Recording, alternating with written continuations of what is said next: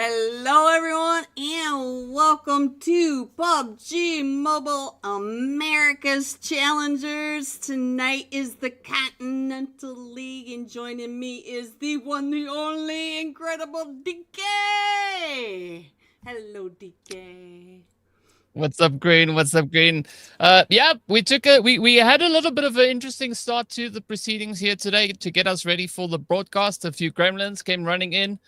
We kicked all of them in the butt as best we could. But you know what? It is what it is. Everything is now sorted. We are up and running. We're getting ready to hop into our first match of the day. And Green, I watched a little bit of what happened in the qualifiers for the American teams to get themselves into these slots. So I want to ask you, what do you think is going to happen today? Because not only do we have the America squads in here, we've got even more teams that are going to be stepping up to the plate, right? We've got two other regions that also qualified to participate here. I am so excited to watch all of this because all of these teams are extremely talented and they are extremely aggressive. So I believe we are going to be seeing all of the same amazing stuff. Now don't forget, DK, these are 298 teams that we have taken down to the top 22. And the bottom four after today's or this week's 4 days of matches, the bottom four will be going home. So we have five groups. We got A, B, C, D tonight. What do you think? Whew. I think it's going to be a tough one, right? Because we've got so many teams, so many squads all trying to get themselves ready. And we're going to be hopping in, seeing all the crazy insanity unfolding as these teams are going to be looking to just pitch up with a lot of aggression. And I mean, I've seen what the America side has brought in, right? So there's going to be a lot of pressure on the whole entire lobby to see who will be the one to walk away. And of course, we were looking at a few different things as to what the group rotation is going to be and how these teams are going to be playing. But so we are going to be starting our first match off. We're not going to say where we're heading just yet because, well, actually could say, right? Because we're heading to Erangel. That's where we're going for our first game of the day. We are going to be playing 5 matches. Group A, B, C, and D are going to be up for the first match. The second match, we're going to be taking Group D out, putting Group E in, and then we'll continue on putting a group out every single time to ensure that all 4 groups, or all 5 groups, have each then had the opportunity to get a rest match, but also to play 4 of the matches here. So it's going to be an interesting one. I'm going to be looking forward to seeing how this kind of rotation plays out to the teams, because especially if you're in Group E, right, you miss out on that first match, that first Erangel, but fortunately, from match number 2 onwards, they just keep playing, right? So it's an interesting shift, interesting dynamic to see exactly how these teams really get to showcase all their capabilities. Let's not forget that we are going from North America to South America, so these teams are going to be battling not only each other, but in the different regions as well. So, it's going to be crazy. Yeah. I mean, so in Group E, the first teams that are going to be sitting out, that's going to be Influence Rage, Dauntless, Resilience Esports, as well as Almost There, right? And they are almost there. They'll get there once we get into match number 2. The entirety of Group E will step back onto the battlefield. So one thing that I want to see, though, is everybody that is watching, let us know in the chat who you are here to support. Who do you think, group-wise, is going to be taking it? Because as we know, right, this is the Continental stage portion, right? The league stage part, right? We are going to be having 4 days of this. And after this, only a select few squads can move forward into the finals. Green, how many teams are moving into the finals? 16, right? He caught me there. 20, because the bottom 4 are going out, right? We have 24. No, we have 22. We have 22 teams. So, 18. Well, speaking of which, it is time for us to take a look at the match. Time for us to hop straight in and see what is cooking out in the lovely land of Erangel. So, Green, take us away. All right, here we go, DK. We are coming in from that southern side of the military base island, and we are going all the way up to the Georgia Pole Bay area. I think we might have AFKs on that very edge of the North Pole or North Georgia Pole area, but maybe not the North Pole. Going to see Santa. I mean, it's right on time, right? Because we're almost in Christmas. So if you go to the North Pole, North Georgia Pole, whatever pole you want to pick it, right? You can go there and see what Santa is going to be bringing on through. Hopefully it is going to be bringing a lot of excitement and carnage for these squads because, I mean, there's a lot of places that these teams can go. But I want to ask you, where do you think the zone's going to go? Because I am looking for something like up towards Heaven, Yasnaya, Baby Mansion, somewhere in that vicinity. Yeah, I feel like we'll probably go over to that northeast edge as well. I was looking at all the teams that are dropping down on the military, so we might have a fight at the military base very soon. But I'm noticing that over in Pachinki, we've got a couple of teams flying over the top of that as well. So we might have some Pachinki fights. We do have several teams up in that North Georgia Pole area as well. So interesting clusters going on. Yeah. Just a quick question. Are we still on camera, or are we looking at the game feed? I bet we are on cameras. Oh, we're on the game feed. We were never on camera, were we? No, well, I mean, we started on camera, right? So whatever one's showing on the right-hand side on your end, that's the one that's on the stream, right? So make sure that you hit the transition button so we can take our viewers into the action and show them everything. Right or the left? Yes, on the right. So the gameplay needs to be on the right. You need to see us on the left. And then we're in the right place. All right. I didn't see the transition at the top, okay? There we go. It's okay. It's okay. Sorry about that, everyone out there, but we will get this figured out. We got all sorts of chaos going on today, so I do see so for those Zero Mercy. I already lost a player. And what we also had is the zone is all the way up in towards the northwestern side of the zone, right? So we've got a very decent zone positioning. The teams will have to move quite a bit of a way to get themselves situated back in towards that zone. So I want to see who's going to be the first one to move up. You were talking about Zero Mercy. They're getting ready right here up in school. Ooh, look at this, though. They have a bit of opposition knocking on the door. They want to claim something. Who's going to be the first one to get the point secured, though? We've got so many fights. If you see the elimination feed, I can see all sorts of teams in fights at the moment. And I noticed that there's a couple teams all the way up in Zarki as well. They cleared out that Georgia Pole area. But Zarki, of all places, is the hot spot. Alpha 7, the Alpha 7, is up there looking for some nuggets. And I didn't quite see which team was up there with them in that Zarki area. Right now, it looks like... Well, yeah. No, keep going. It looks like we've got some crazy action. I mean, crazy action with Action Esports, right? Who could have asked for more? Here they are. They're getting right down to business, not wasting a single moment. But now, right, can Action take the action to the next level? I like this push coming up the stairs. A cheeky little nade here from Hyde. But it is Hyde who's been seeked. They got found out. The shots are going to keep on flying through. It's going to be Gigant coming through with a gigantic jump, and that's it. Luna going out with 1 point. All right. They're saying they can't see the screen or the game, but it sure looks to me like they got the game on their screen. So I was just kind of watching. They just catching up. Yeah. All right. So it does look like we are up here in Zarki, not with just 2 teams. We have 3 teams, DK. We have Game On, Alpha 7, and I did miss the other team that is right here with them. Trying to figure out just exactly who that might be at the moment. It's 6-9 Esports. There we go. 6-9 Esports. Nice. Nice. I like it. I'll just call them Team Knights because you know those two things usually go hand in hand. When you hear the number, then you say nice.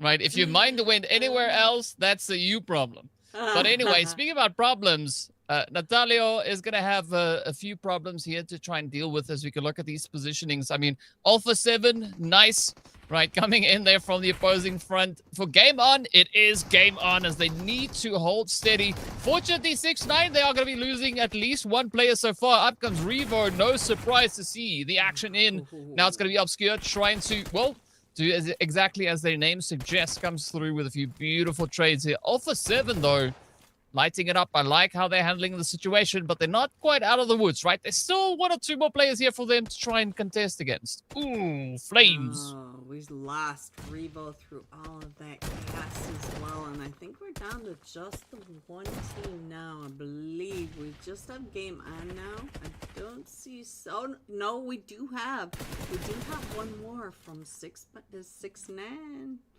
He's over there. Oh, he's just being quiet. Look at that. He is prone just on the other side of the street from Alpha 7. Yeah, as he now, Green, this is a tough spot to be in, right? It's almost like you're on screen as well because, you know, Alpha 7 is green. So, you know, like, you're kind of embracing all the action here. Those nades are going to find them really quickly. So, Azzy... I think Azzy with the Uzi would have been such a beautiful thing here, but let's see, will they get the hits in? I like that play actually coming in from Carrillo, right? Beautiful off-angle push. Oh, there we go. And there we go. Yes, he does. All right, so now we're down. It looks like Primorsk area, and I just see, looks like they did find, ACT did find another team. They took out two of the players took out 2 players, but they are coming out as a trio, and we are headed up to that northeast side, and we still have teams down on military base, and we might even have that team over there waiting for the teams coming across that bridge. So we may have a bridge camp. Well, it looks like they're rotating now. It looks like maybe they've given up, but I do see that there's another team waiting for them to gatekeep them from coming into that north or that southwest corner of the zone. So we might have a fight there as well. Ooh.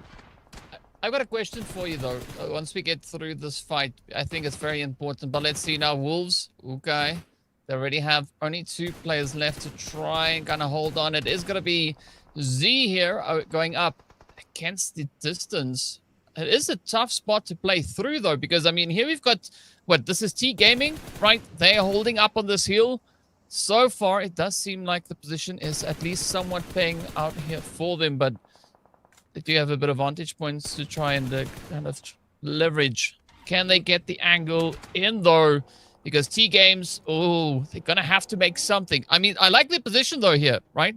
Because Green, they are in the zone and they can leverage that against the Wolves, right? The Wolves have to find a different way to get in. They've got a few options though, right? You can see the vehicles is going to be straight out of Nepal, also knocking on the door, looking to push in. We've got even more hits here with Zero Mercy.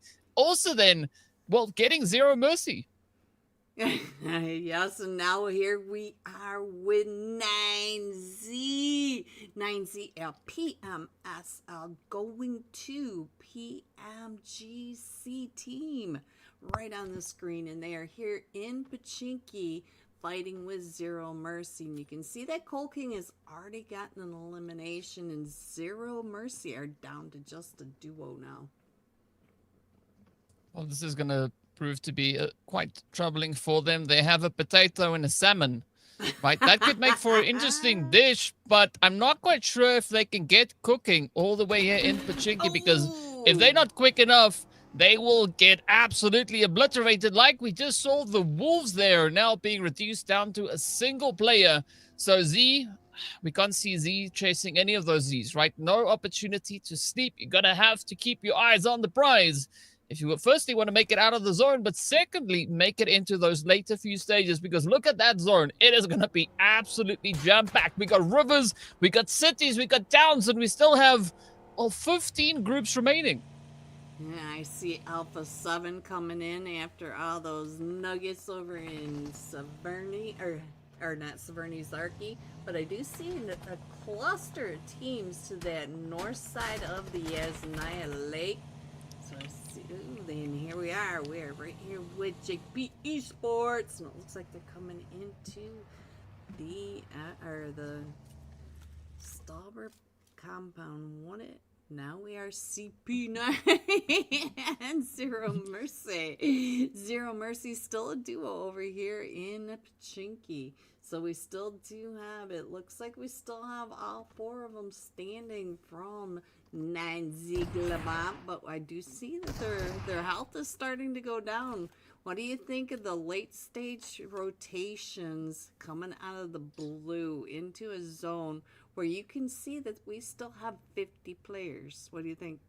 Well, I mean, I'm all for sipping on a bit of blue juice, right? I mean, it tickles my throat as much as it tickles the next person's. But you got to be careful because too much of a good thing, well, technically, I don't know if the blue juice is a good thing. But either which way, too much of it is obviously not going to be too good for you. As we know, it does severely impact your health. Potato, good luck getting out of this one. Fortunately, they're not too crazy far away from the zone. But now hitting phase number 3, the damage is going to go up considerably. So if Potato doesn't want to get fried, they're going to have to get their butts moving, right? Fortunately, they are on the short side of the zone. So if they make it out of the blue, they don't have to worry about the blue moving to them because, as you can see, right, going towards school or even the apartments just towards that southeastern side of school, southwest rather, there would be a golden opportunity. Speaking of which, though, look at this. iNCO getting absolutely jumping here as they just push forward. JP didn't even know what was coming, but now iNCO facing quite a good defense coming through from the side of JP, so they're going to have to be in their prime if they want to try and get the jump here because JP, they are surely looking to lock it down. Up comes McGrellin. Are they going to get the jump? It is down to Joss McGrellin. Can he do it? He's got a 1v3 and 1v2 situation here, and there goes iNCO. So, oh, but the third party came in. We didn't get to see who exactly the third party was coming from, but I did notice that 9C coming out of Pachinki. We're getting ready to slam into that Watertown area against 2 other teams. So I was waiting to see if we were going to see some. There it is. There it is. ACT, and there was also another, I believe, CP right over here. Yeah. Oh, here we go. Here we go. Let's see what's going on. I just read their name. Team Salame. I love that. I mean, that is. I'll take a sandwich, please. That sounds amazing. Let's go. Yeah, get some mustard. Yeah, we got some salami. We've got some potato in the distance over there. We've got some rice over here. Rice, same thing for now. We've got some coal in as well. So 9Z, they definitely find themselves in a tricky spot. But this is what I was talking about, right? The short side of the blue. So it does allow them a bit of an opportunity, but not if Reyes is running around in the blue trying to throw utilities while Alpha 7 is looking to push up. That is a very risky play indeed, but up comes Obscure, is going to find a quick and easy angle here. Now, the question is, can they find the jump? Because looking at this one, Guizot is going to lock it in and try and secure 9 eliminations because they already have 7, Green. 7! We're only a few minutes in and they already have 7 elims. They did face off against the 2 teams up in Zarki, but I did notice that they came in from that west side up by Severny and rotated all the way down to get involved into this fight. So it'd be interesting to see which bridge they came down and across, but why did they decide to move away from Severny all the way over to the golf course on this side of Razak? And now this is a very typical zone DK. The river going right through the middle of it. What do you think? Are we going north or are we going south this match? What do you think? I would say stay on the river, right? Because that's a beautiful instance of a little bit of yin and yang coming through there, right? It is dividing the squads. So they're going to have to choose their poison here. How they want to try and get themselves through and over that finish line. But I like this bombardment also with the utility raining down straight out of Nepal. Are going to be trying to keep it very tight and concise here. Not quite sure if they are going to be able to get the jump because these buildings are tough. But what helps though is the fact that TGAMES needs to move through them to get into the zone. So I want to see straight out of Nepal really utilizing that position, trying to kind of just bully them into a bit of a corner. Oh, but the vehicle explosion, there's no bullying over here. They are instead getting bullied themselves. T-Games hitting those nades and taking down straight on Nepal. I'm not sure straight on Nepal is going to be able to even get Wolf up because I can see right here that they are coming down. Oh, XP3 with that beautiful flick from the pump shotty.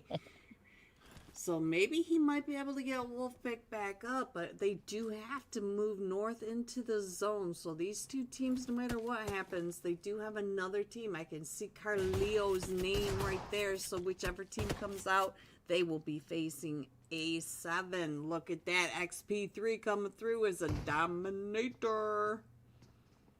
Yeah, gonna get everything ready, whipping the other teams into shape. But let's see if XP3 is going to be able to get it this one. Yep, because this is going to be a pretty tough one, right? T-Games are there. We've got A7, as you said, knocking on the door. So some pretty high standards getting set right here. So straight out of Nepal might be heading straight into the lobby here if they're not careful. Oh, look at that though. But A7 is still right there. So it should be interesting if straight out of Nepal can get through Carleo, because you can see that Carleo is focused just by his there we go, just keeping the eye right down on that school. They did hear all those shots. They are coming in for that third party. And I also see at the very north side that VRZ and JP, they are scouting very close to each other. They must know each other, exist on the both sides. I saw that their vehicles were driving right in between their names. They also have a lot of chaos going on the north side, but more as far as scouting and trying to hold their edges. No, straight out of Nepal, going down to A7, Alpha 7, just coming through, up to 9 eliminations. Straight out of Nepal are going out with 5 points though, so all 5 of those points are eliminations, but we will be getting into placement points now. We're getting real close to that. It's going to be a tough one, though. I mean, Alpha 7, yes, they've got quite a bit of a controlling presence here, right? They do have 3 of the 4 players up. I mean, do they need 4 players? No. They can do a lot with just 3. I mean, 9 eliminations. That is crazy. 8 eliminations out of the 3 surviving players. But this is a very interesting position, especially looking at how the teams are currently situated, right? We got Savage on that far edge we are looking at right now, and they've got a Wolf right there in the crosshairs. So this is going to be quite a bit of a difficult situation to play through. And we've got so many other teams also now starting to converge over on towards these edges. But I don't quite know how everybody's going to try and get themselves situated, right? Because we did see the players there from Team Liquid also situated up in towards the northern edge of zone. So they're going to have to become one with the terrain here, right? They're going to have to get themselves into that flow state and try and maybe consider pushing across the river down in towards this Rozhok area. But I think it's all going to come down to timing, right? Because you can't just rush in all gun-ho and going crazy because there's so many players situated here. We still have 28 alive, so that could mean that there could be all up to 25 weapons potentially pointing in your direction. I don't think that is necessarily a risk worth taking. But if we look at towards that eastern side of the zone, it is looking quite interesting because we got Faction quite comfortably chilling over in the compounds. They don't have a worry in the world. JP also up and towards the north. They can start to move on forward. And VRZ Esports also getting closer towards Liquid. But we haven't seen much engagements really happening onto the northern side of zone yet. I did notice that Savage Esports was pretty comfortable in Raz until Alpha 7 came in from this east side, and then we also had the visitors coming in from that north side. I think TS, yes. And I do believe Savage Esports was hunting for that Sole Survivor, and the Sole Survivor of Wolves is still there as well. So right over in these few compounds in Rozhok, we now have 3 different teams, and they are pushing in onto each other. And Alpha 7 is dominating the center of Rozhok. They are ready to push across that bridge. They've got their routes, and it kind of pretty clear to me which way they want to push this, but they are pushing against the other 2 teams, the Solo from Wolves and TS coming in from that western edge. It's going to be a tough one once we get into that next phase, right? Phase number 6 is where we're going to be taking out all the pots and pans, and we're going to be prepping up all the plates. And look at this, though. It is going to be a full send here. VRZ running into the side here of Liquid. Oh, but the heads are just continuing to rain on down. Team Liquid hitting that flow state as they are able to get the jump here. VRZ, unfortunately, going back with nothing but donuts, but it's going to be short-lived because JP run in and they pick it up, right? They put them on ice and back they go. Came right up and in onto Team Liquid right when Team Liquid was starting to get healed up. That was a really well-timed push. I've got to admit, that third party was perfectly timed. So now we're down to 7 teams. So we do have the 3 teams still over here. We still are 4 teams. We still have Alpha 7 in Razak. We still have SVG. We still have the solo DK from the Wolves, and all 4 of them from TS are still pushing from this western edge, but they've been very quiet. He needs to keep his head down just a little bit lower there. His helmet's not looking so good. Yeah, I would almost say, holy cow, what is cooking? But, yeah, I might get some forest stock somewhere. I don't quite know. But we'll figure out how this one is going to play out here, as Faction are yet to move into the zone. JP still enjoying the spoils from the quick little push onto that third party. So I think that's quite well deserved from them. But now we are going to be mainly looking over here to the edge of zone, right? Savage, Salame, they're cooking up a storm. Somebody needs to step it up. Somebody needs to push on forward. And it does seem like the zone is going to be putting the teams to the north right here into Rozhok itself. JP, yeah, this is a very tough position to play through because they got Alpha 7 looking at them. They got Savage looking at them, and they have to try and swim across the way. I mean, that is a very tough spot. Alpha 7 is fishing in a barrel from this compound too. They got JP all figured out. They've got him right on that edge. But we also have the team coming in from the East Ros compound, and they're coming in to push up against the houses where A7 is. So I'm sure that A7 knows that they are starting to get pushed in from several sides. We still have the 5 teams in here. Well, is 5 going to be enough, though? Right, that is going to be the big question. Is going to be Team Salame now starting to move on forward, trying to gain a little bit of territory here. It is still a rather tall order. Oh, but Cole King is not going to be allowed any territory whatsoever. Cole, of course, still just on the outside of that zone. Alpha 7 trying to play a bit of a power angle. They already have 12 eliminations. They have established quite a bit of a lead here. But looking at Faction, though, Green, they need to do something because they've not been able to secure themselves anything other than placement points. And I think there's quite a few opportunities for the teams to do exactly that, to come in with a bit of a surprise, wait for those engagements to start flowing, and then just rush on forward and go like, surprise, I'm here. You know, get some points on the board.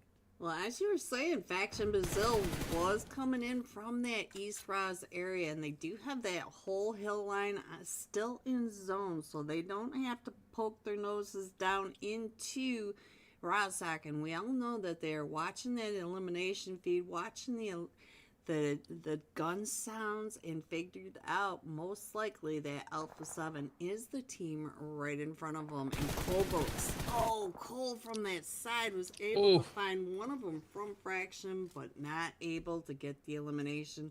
9Z now out. We're now down to the top 4 teams, and it's looking like we've got pretty close statistics up at the top. We do have one team with a duo and one team with a trio. I like that name, though. Not a goat. That's that's a good name. I can appreciate a good name when I see one. I mean, and it's accurate, right? Because it's not a goat. It's not. Right? Yeah, it's a player. So, I mean, I'd be surprised if we saw Goat here because I don't understand how they would be able to like interact with the screen unless they had some special gloves or something on.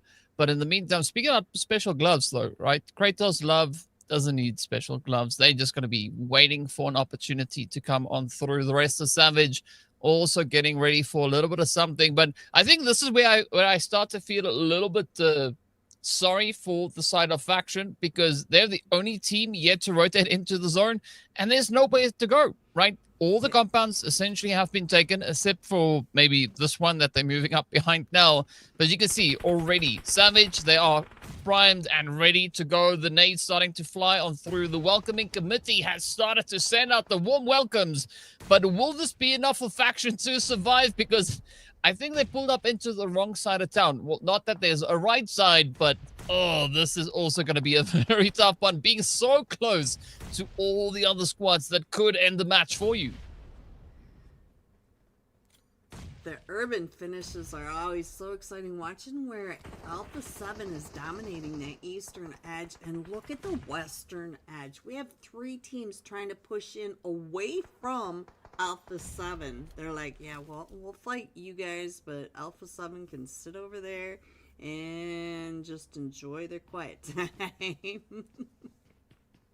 Well, I mean, you can't have too much of a quiet time. You're going to have to step it up, because we are approaching zone number 8. And after that, 9 is not far from it. So Alpha 7, if they want to grab this winner chicken dinner, they're going to have to up the ante. But looking at the numbers, though, the odds are not necessarily in their favor, right? They currently have a 19% chance of securing that victory. So the pressure is building. Team Salame currently having the highest odds here, but are they going to be able to do what they need to?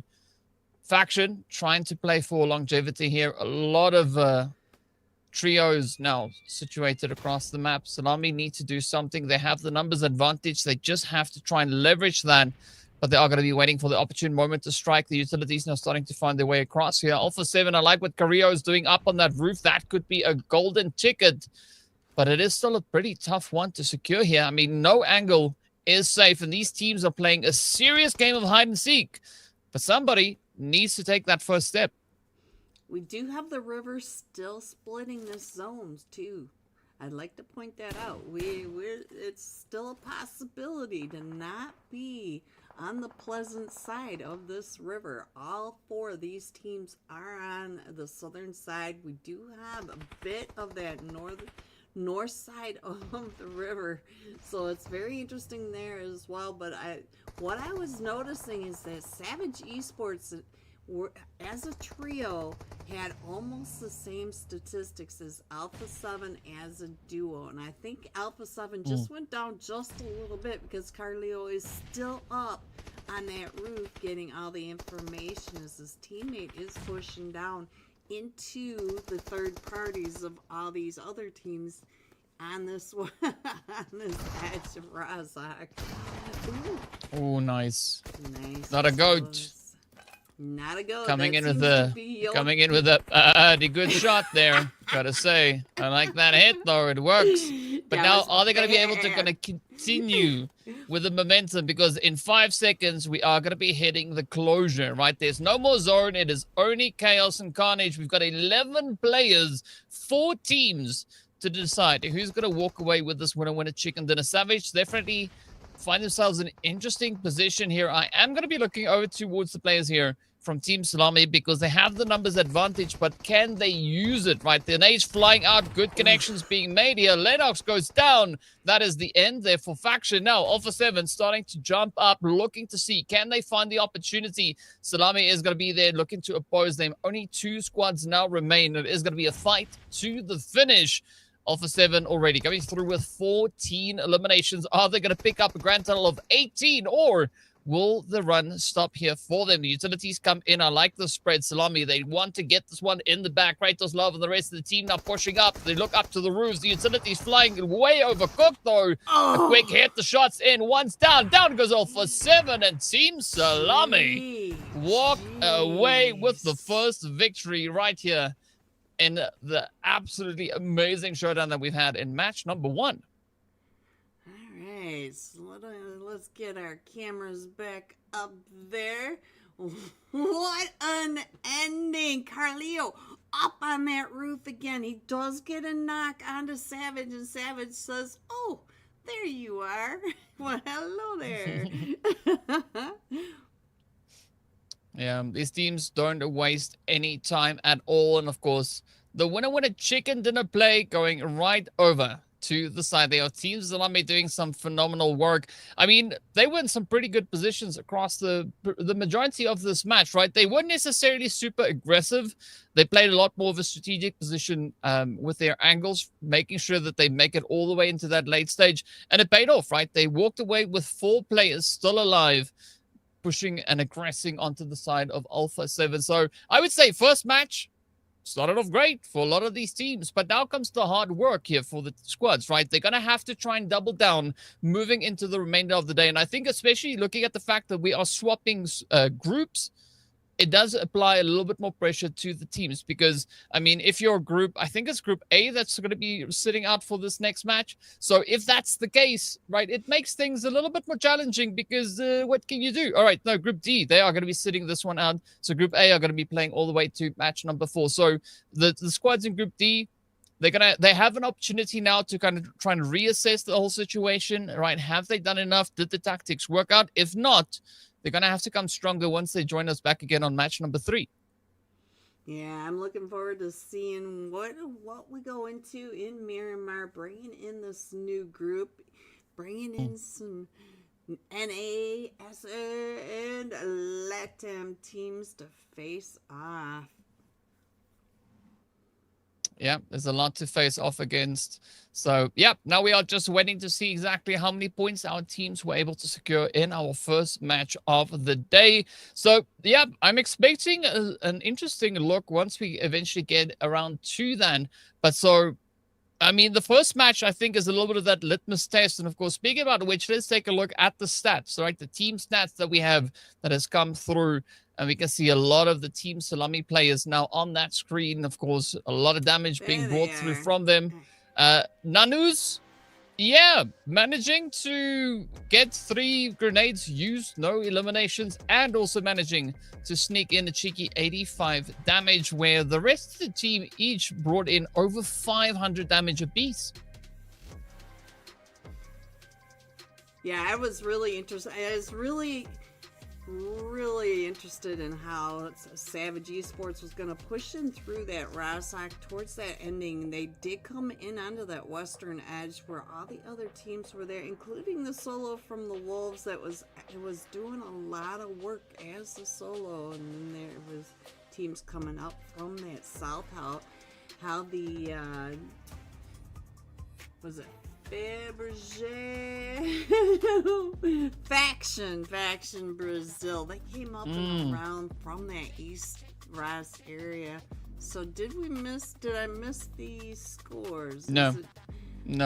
It was there and then it disappeared and then it came back, and yeah, we'll get back to that momentarily. But so the scores and things will come up soon. I mean, it was interesting to look at that presence that the players from Team Salame brought in this last match. But I think, especially looking at a team like Savage Esports, right? They had a phenomenal run in this past game as well, making it into those late stages. I understand why Team Liquid were trying to do what they were doing, right? Trying to survive as best they can, because all these teams that I'm currently mentioning are all the way in Group D, so they are going to be missing out on match number 2. So, again, it's an opportunity for these teams to try and continue to push the points. Speaking about points, we have the match standings coming out as well. So, Alpha 7, though, they are going to be sitting quite pretty with a glorious 20 points, 14 of those coming through from eliminations. Team Salame, even though they got that winner chicken dinner, are going to be walking away with 17 points.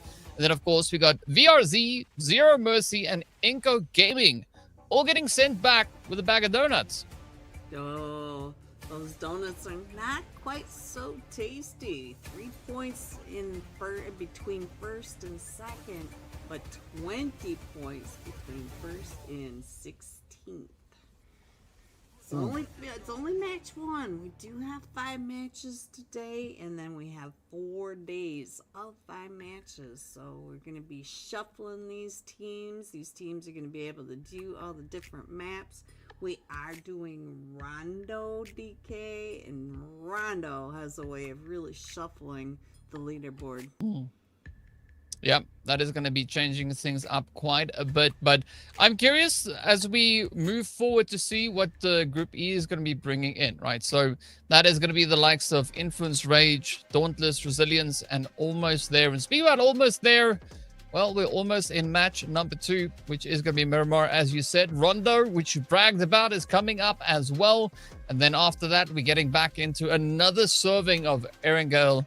And of course, even more Miramar action. I like this change-up, but it's going to be interesting for the teams to have that middle Rondo match. A big opportunity to try and double down on points. As we, of course, saw in the Americas qualifiers, right? A lot of those eliminations getting picked up because the teams can continue to stay in the game. Yes. Plus, they have today to kind of work each other out, kind of test the waters, try to figure out their rotations, try to figure out the weaknesses.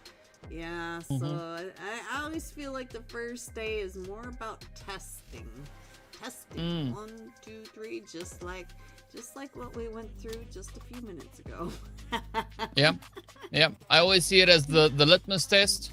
Right, I call it the litmus test day because it's the opportunity for the teams to get a good read on what to expect to come through from the lobby. But of course, seeing that it's 4 days, right, I think the whole dynamic is going to change up rather quite a bit as we get into that 3rd day. Because then the teams are going to start to focus a little bit more on that aggression, looking to secure as many points as they can. Because come day number 4, right, you don't want to be stressing too much. You want to focus on the gameplay and ensure that you can play the best possible game. So it's a lot of that kind of mental approach, right? Looking to see how the teams can get themselves in. But you know what, Green? Speaking about teams getting themselves in, I think it is time for us to get into a break while we wait for match number 2 to make its way on through. All right, DK, let's go to a break, and I will see you in a momento.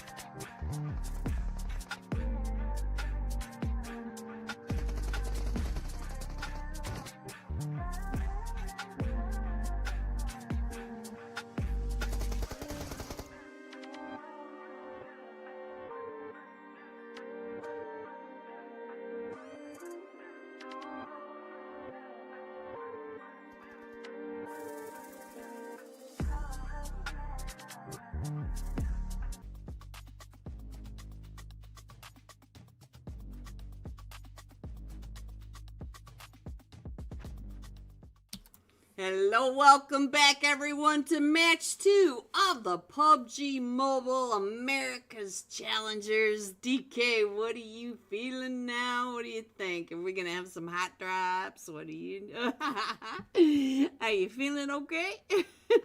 Yeah, I'm feeling fine. I'm feeling fine. I'm looking forward to seeing a little bit of that Miramar action come through. The teams are going to get ready to pop into some more. But I think especially moving into Miramar, as we know, Miramar is the map where the teams get the opportunity to really now start flexing those ranged muscles, right? I want to see a few of those shots come through, a little bit of that maybe bolt action being played. But of course, as we know, the teams, they're probably going to be rocking with their shotties and a few ARs or something like that. So we could maybe be expecting a little bit more of that CQC action coming through. I don't quite know if I want to see hot drops, right? I'm not going to say no to hot drops, but if the teams were to surprise us with a little bit of that, I'll take it.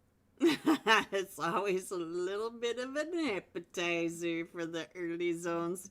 And so now we also have the bolties. I have noticed a lot of bolties getting put into the plays lately, and I do think it might be their answers to those shotgun CQC. They're like, okay, if you find an 8 times, give it to me. Because I also see a lot of these teams picking up Winchesters with the 2 times scope. But hey, if it's a range, it's a range. So I think that's kind of how they're trying to offset that shotgun meta.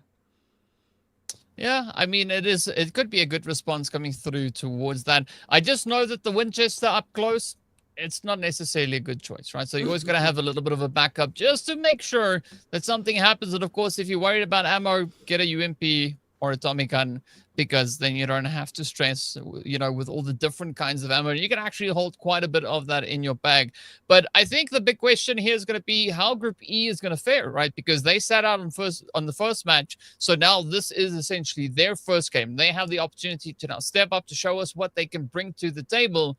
And I don't quite know what your opinion is on these teams that are going to be stepping up from there, right? So as we know, as I've mentioned before as well, that is going to be Influence Rage, Dauntless, Resilience Esports, and then Almost There, right? Those are going to be the 4 teams that will be coming into the lobby for this next game. Interesting thing that I noticed is that 2 out of the 5 groups actually have 5 teams in them.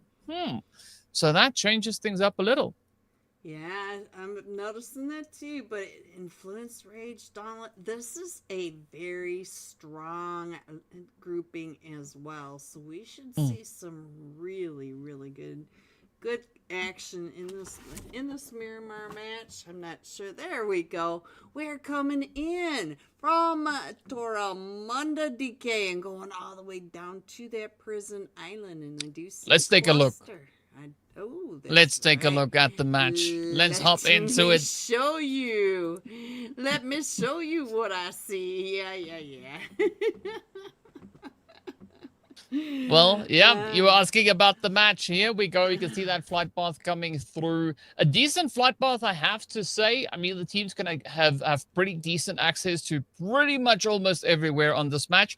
Only Puerto Pareso is going to be a slightly more challenging spot to hit. Impala also. You can't hit it straight from the flight path, but hey, you could always drop down, grab a vehicle, and then get yourself scooted over into there. So there's a lot of opportunities for these teams to make as many plays as they can find here. And we're not necessarily seeing any hot drops. We do see a little bit of a something heading over into the direction of La Cobreria. So there might be something starting over there, but the zone centered up right onto Impala. And that is a pretty rough start to the day. Yes, all these teams that are over here in this northwestern area, they're not only going to have to take this fight right here, including iNCO over here with JP. So let's see if iNCO, look at this, he's got the sawed-off shotgun. He's holding off the players with a sawed-off. And here we got a pistol for Vitali. iNCO up to 2 eliminations, one with a sawed-off shotgun and one with a pistol over here minus Generalis. Well, let's see if Minas is going to be good for anybody. Chumacera is also where there could be a little bit of that action now. We can see Gigant I guess that is on the opposite side over there. Cole King here also now trying to move on through. I think the interesting thing here about Chumacera is definitely the fact that you could actually get yourself quite decently situated if you utilize those ridges, right? Exactly like what we saw coming through over on towards that eastern side. So things are looking quite interesting, but it's all down to how the teams are going to look to play it in here. I mean, looking at action, they might have a few servings of that heading towards them. And of course, they also still need to prioritize their zone positioning, right? Because they have to get over on towards the eastern side. And I'm not quite sure if they have any vehicles. I don't see anything just yet. CJO, I was just going to say that Cole King was coming up around Action Esports Gigantes. I'm not good with names, but I Gigante! Gigante! There you go. And now Action is down a player plus a knocked player. 9Z, all 4 are still standing, and look at this. Cole does get that elimination, so we're down to just a duo over here with 9Z. All 4 of them still up and just keeping an eye on where they're rotating, and they're getting pushed up into this southwest edge of Chumacera. Chumacera or Chumacera, whichever one floats your boat, right? Let's see how the teams are going to look to get themselves moved through here. I mean, Action not going to be looking to do too much of that. It is going to be Philip and Ho holding on. That's almost a name for Christmas that we have over there. The Wolves. I'm curious how they're going to look to kind of play this game, right? As we can see, they already started out the match with a few points to their name. This time around, they still have all 4 players up. Doran. Ooh, I'm going to be looking at Doran to see what Doran can do. JJKK. Is it just kidding?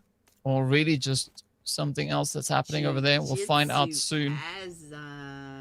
Ah, you see, there we go. Right. Straight out of Nepal is down to a duo, and I missed that on the elimination feed. I'm interested to know who they got into a fight with.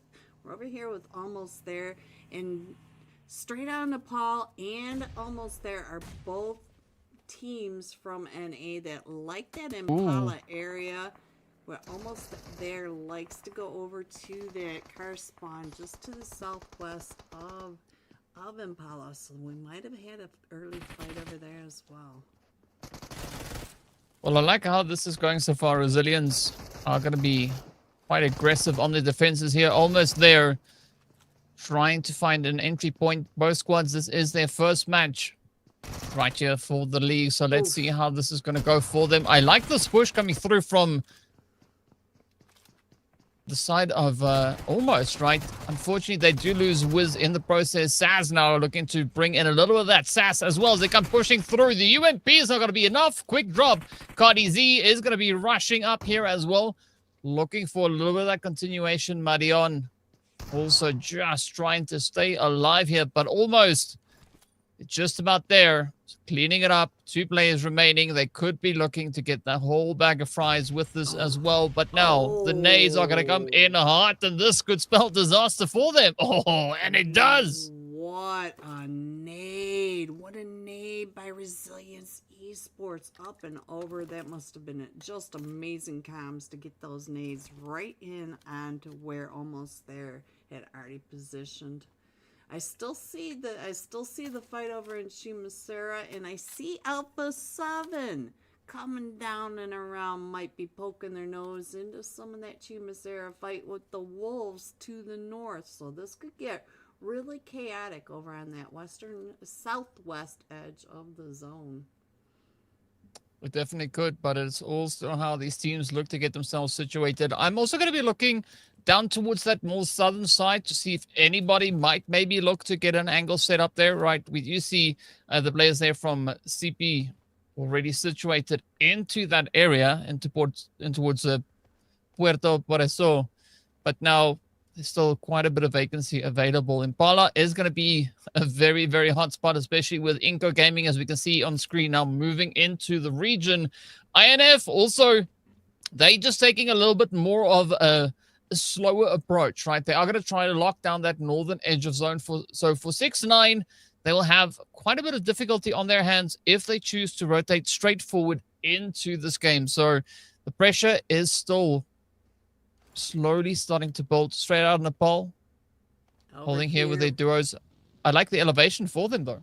Mm-hmm. Straight up in Impala, but they're over there with iNCO, and I noticed that iNCO does have 2 eliminations, so iNCO most likely with 2 eliminations and a straight out Nepal. But here we come into La Batita with TS. Is that Team Secret, Team Spirit, Team Team Salame with some mustard. Well, let's see how this one is going to go, though. iNCO keeping it nice and quiet. I like these angles that they're taking, trying to see if they can find Oliver, and the rest here are straight out of Nepal. I mean, fortunately for them, there's only one left, right? Oliver. Now, having to twist their way through this is not going to be an easy one, as there are 4 players patiently waiting. There might be a little bit of opportunity to escape up towards the north, but that is also where we saw even more teams then situated. So INF also up towards that northern territory, so there's not going to be too much ground that Oliver can actually look to cover. In the meantime, it is going to be the players here from 6-9 that are also looking to get themselves crammed up, pushing up from that northern approach here. Oh, this is going to be an interesting one because we don't really see anybody up ahead, so it could be an easy rotate for them, much closer towards that central part of the zone.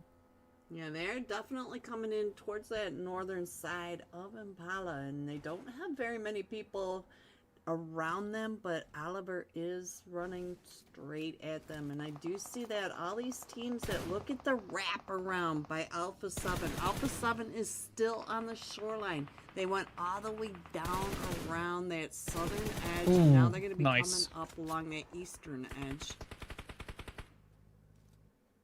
Well, I like these trades that influence are popping in here. It is looking quite dangerous now for Dauntless, but there's still an opportunity for Dauntless to try and bounce back from this one, right? They have quite a bit of that ridge cover to try and utilize to get themselves into a good position. But is the angle going to play out for them, though? I like what Little Boy is doing here, also just hugging the ridge, quite cautious with the approach here. But INF, as we know, right, they can be quite a bit of a problem for a lot of these teams. Yep, there Klaus just got taken down right when we moved off of him. So hopefully Dauntless can get Klaus picked back up. He is an important part of that Dauntless team. And now I see a new team coming into Impala. We have CP9. And we're back to Dauntless. Well, let's see. Maybe they can bring us a little bit of something here. It's going to be Influence also just looking for a little bit of an angle all the way in Minas Generales. It'd be interesting to see exactly what that zone has with these teams, right? Just what the current positioning is. And of course, for action, though, it means quite a bit of trouble because they are all the way out in the blue, 2.5 kilometers to go.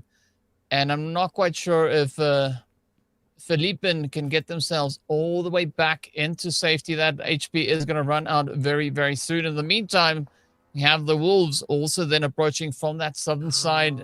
Again, the numbers not really stacked in their favor. Down goes Action as they will get claimed by the Big Bad Blue. Wolf, though, speaking of big bads, are going to be taking that southern position. Alpha 7 also starting to roll on through, so they could be even more now just on the horizon as the zone is going to get ready to pop. It takes us all the way to that northern side. And INF, I mean, with them up to the north, and I've seen them play this position many times, if they rotate to the north and the zone is there, they are almost guaranteed to get the winner chicken dinner if they don't drop the ball. You're calling INF up by the truck stop. I see 9Z GLOBANT is coming in from that southwest. So they're still struggling a little bit in that blue. Hopefully they get out of that blue. We are only in stage 3, so they can still eat a little bit of it. But they need to really start paying attention to the blue as well. And I did notice that on that southwest edge, they do have several teams that they're going to have to push into. So your Salame is in a fight with the 6x9. I see that on the elimination feed as we watch Ooh, 6x9 with eyes on the wolves. As wolves are trying to rotate in through Minas Generalis, and Ooh, we nice. do lose one from wolves. Yeah, some fair trades coming through here. I like what 6-9 are doing. Also, you got to watch out for these ridges, especially with such an exposed position here. I'm not quite sure what Higor is doing. Maybe trying to tank a little bit of the shots. Unfortunately, as we know, the vehicle can only take so many hits, and then it is done. But now Influence also moving through here, so it's not the easiest position to try and contest for iNCO, though. They're going to be waiting patiently to get a bit of a jump. CP9, I like the angle here, but they're going to have to use that elevation to their advantage. iNCO being very aggressive and pushing up into this building where all of CP9 have claimed, and so I see McGrellin starting to push up those steps with that pump shotty. Ooh, here comes the nades right on top of them. And I feel like we do have all 4 of them from iNCO, and we do have CP9 down a player. So I'm not sure. iNCO pushing into the building that CP9 has already. Ooh, and CP9 down to just a duel, down to a solo now, and still have. Oh, from that off angle, McGrellin and Bernosen, those crazy off angles. Beautiful play. Yeah, well, sometimes it just goes the way it goes. Unfortunately, no points on the board here for them in this match. But now we get to see if Zero Mercy can look to lock it in. They already have 2 eliminations up. Potato coming through with a bit of an assist there. Nightmare already sitting on 2, but they're going to have to do what they did there. Get those health bars back into action. Alpha 7 very exposed. This is a phenomenal spot here for Potato. But all they got to do is keep laying into that, and the vehicle goes boom. We do see Salman also just popping in a little bit of a cheeky trade. But now, Alpha 7 moving through here. They are down to 1, and things not really working out in their favor. But we do have Influence Rage coming in and helping Alpha 7 in the roundabout way by taking the shots down onto Zero Mercy. So while Zero Mercy is focused on Alpha 7 pushing in the zone, we have Influence Rage focusing on that Zero Mercy on that third angle, or that third party off angle. Ooh. Well, 9Z getting a few good shots in there as well, adding the eliminations slowly but surely. iNCO also now going to be looking to find the next point, right on the edge of zone. There are a few players here with him, and I love where the zone is going to, taking us out into the open fields, that road cutting right through the middle. But already we do see the players there from Team Salame getting themselves in a very good situation. I mean, center zone, sometimes a little bit of a suspicious spot to go for, but I think those ridges next to the road could really help them kind of just stay and hold a good defensive position. But the moment they get out of the dip, it's going to be all downhill from there. You were talking about Influence Rage up here in these hills and calling their win, but look at this. 9Z GLOBANT has come in right onto Influence Rage. So both of these teams do need to push into zone, but they are pushing into each other as well. Oh, that nade by Diego coming up really close to Colgo and there goes Colby going down, but he did come down by Law, and Law coming up and over this ridge line. 9Z going down, and there, I think that is it. 9Z going out in 14th with 3 points. Yeah, it's quite challenging to hit the shots if the weapon you are using is refusing to, send the bullets in the right direction. That's always quite a bit of a trouble. We also see straight out of Nepal making their way back into the lobby as well. So with that, we are down to 12 remaining squads. iNCO getting everybody back on their feet, bringing the full force of the team back into the swing of things. But it's not going to be too much of an easy play here. They do have some company, so things might still get a little bit challenging. Zero Mercy could look to do exactly what their name suggests. They could look to double down on the aggression, especially with Ninja and Potato holding right on the edge. iNCO I like the way that they're just scanning the vicinity, making sure that they don't get rushed up from behind. 7, 8 moving through as well, and this could be the start of that snowball effect. Spots the opportunity. Salmon goes down. Oh, another hit right into Nightmare, and this could be a very troubling play now for Zero Mercy. I'm noticing that of the 12 teams, only 4 of them have a full 4-man squad, and Zero Mercy is having all sorts of problems with this insane push by iNCO coming out. Oh, there goes Zero Mercy. And iNCO should be able to be a full 4-man team. So we're down another team, but let's see. We are lacking in the full 4-man squads at this point in the match. We are in phase 5, and phase 5 is where not only do you have to face each other, but you cannot be found in that blue. Well, speaking about blue, we do have Dauntless right over here as they are lighting themselves on fire, saving Influence Rage a little bit of time here as the shots connect up.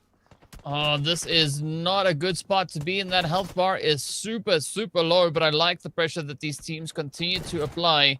I believe we have Resilience Esports also just holding on the edge there as well. So the teams are definitely looking to cook up a storm. The doors are broken down, and now it's going to be full send opportunity onto Dauntless. The shots are in, and with that, another team gets sent away with nothing but air to show for this game. And we have 10 squads remaining. The zone is going to start to constrict, but look at the angles here. Again, looking at center zone, Team Salame, they still have quite a decent angle there to try and play off of, but I like what Resilience Esports are doing with the position here as well, right? Also getting themselves situated. TGAMES, though, all the way up towards that northwestern side, are going to be looking to play the high ground, and iNCO flying into buildings.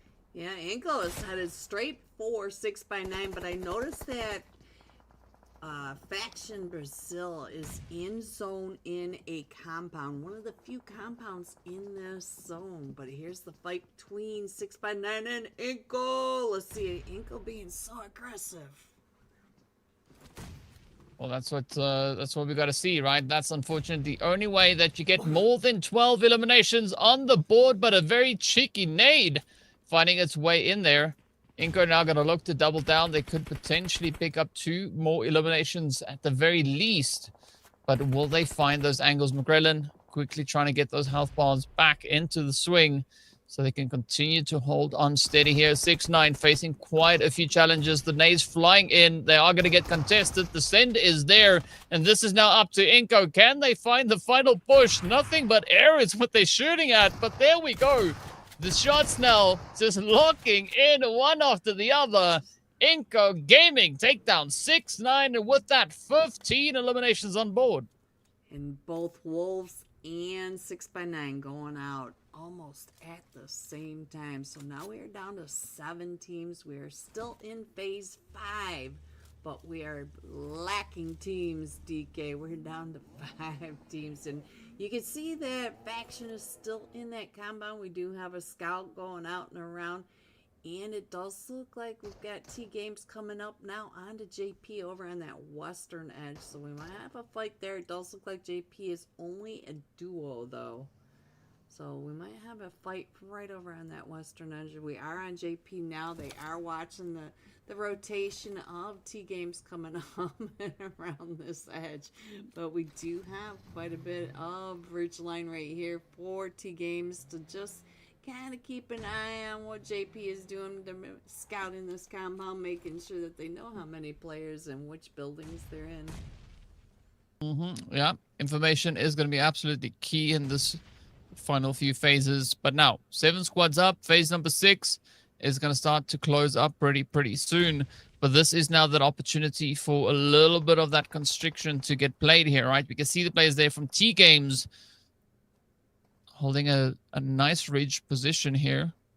What I wanted to ask you earlier is, like, do you think that they come with sauces as well, or is it like just straight up tea that they're bringing with them when they come into the lobby? Oh, we'll find out. They did find that team coming up from that compound from the south, though. They rotated up and into this third party. And this is Faction Brazil coming in, and you can see all 4 of them still coming up. JP Games Oh, Esports are down to just a duo, but they are just using their utilities. They got that knock over onto TGAMES. TGAMES did push into the longhouse. And so now we have 3 of the 6 teams. Half of the teams are in this small little compound. well, I mean, the aggression is absolutely on point, but for Faction, this is their opportunity to come through with a bit of a cheeky third party, right? The teams are fighting right ahead of them. They have started to spread out, but will they now use that to their advantage? Because it doesn't seem like they are too invested in coming to the party here. They have already that 1 point on board, but they're going to continue to push. They have to if they want to climb up the standings. Now, JP, things are starting to crumble. You can see the utility continuing up towards them. They are down to just a 2-piece. Make that a solo as Al Ritmo here is going to look for the music. But is there going to be the music in the lobby? The answer is yes. The nades into this compound, taking out so many of the players. And look at this, TGAMES now pushing up and over into Team Salame. Hope they brought the mustard. What do you think? We're down to the top 5 teams. And shortly we will start seeing the statistics on what PUBG thinks may be the next winner of this match. Well, we'll see soon enough. But for the time being, it is going to be Salame looking to come through with another strong finish. We did see them picking up that winner chicken dinner in the previous game. But unfortunately, they weren't able to walk away with the most points on the board. Now, Faction Brazil already bring in quite an interesting playthrough here. They have a nice position over on towards the western front. Still got to be quite cautious about all these open terrains ahead of them. But I do like this dip that Faction Brazil is in. They do have sightlines over onto most of the other teams. So even though we are down in a dip, we can see teams from all different sides. And we've got the cars already positioned to hold, to give us some hard cover right between them. But Faction Brazil does need to move out, and Team Salame is just on that north edge of zone. We still have 5 teams in this DK. Hopefully you come back very soon, because I'm missing you. But let's see what else is happening. We do have the teams down below. Here we go. So we have Team Salame, TGAMES. We've got Faction Brazil, and 2 other teams. Welcome back. So I never left. I'm still here. You were muted then, because we lost you. Might have been the Magrellans, the Magremlins coming on through, bringing in a little bit of something along the way. This is an interesting approach coming through here from Faction Brazil, though, slowly starting to just kind of get themselves situated in the zone. It's going to be a pretty tough one. As you can see, there's not a lot of terrain to work with on this side here. But, I mean, they could still maybe look to clutch this one out. It is going to be Team Salame, though, also up on towards the north. This is a very strong position for them. Cardi Z, though, is going to be the one being our aggressor for the time being, but it is shots left, right, and center. Resilience Esports gets swept under the rug. Down to the final 3 we go. And if we look at what we have here, it is going to be Faction Brazil just blindly rotating up, offering themselves up on a silver platter. They have 2 players left, losing 2 in that push into zone. Does look like we've got a 3v2v2 unless we can get one 3v2v1. So Faction Brazil still trying to push right up and in. He is a solo player, but he's going to use that buggy as a hard cover. We've got iNCO over here. iNCO up to 38% win. Oh, SG just went all the way up to a 43% win. So let's see, that is Team Salame. It looks like it looked like SVG, which was another team that I saw most recently. Sorry about that. Shout out to Team Salami, who all still have the top four or full four-man team over here. We are over at the parting of the Red Sea. Well, that's a tough spot to be in. Let's see whether or not Faction can maybe turn the odds against them. They have a 16% chance to back this one. But I like, again, what we are seeing coming through here, right? Team Salame looking pretty strong, pretty decent. The numbers are good. They have pretty high odds, 55% chance to take the victory in this game. Good nade coming out. Is it going to make it all the way through? Just slightly overshoots there. But Faction, in all the trouble, running to the nade. He goes, he ducks and dodges, and that nade just follows him, or he's following the nade. It's a nade dance for sure. We're down to the top two. Oh, that nade. These nades are insane. And iNCO going out. Here we go. The winner chicken dinner. Yeah, well played to them. Yeah, back-to-back winner chicken dinners right there for them. So a very, very impressive day indeed. As we can see, the teams now just doubling down. So Team Salami trying to do what they can to ensure that they end at the top of the board. But a very exciting day indeed. I mean, you have to give it up to Team Salami, right? They really just making a phenomenal showing of these matches. We've not seen any other team managing to bag a back-to-back winner chicken dinner. Obviously, we can't because, well, we're only 2 matches deep. But, hey, I got to say, Green, a very good start to the first games. Yes, especially for Team Salami for sure. And I did like how they stayed out of the fights. They paid attention. They knew where they were. The amount of nades and the perfection of the cooked nades hitting their marks, unbelievable. For Salami, it was delicioso.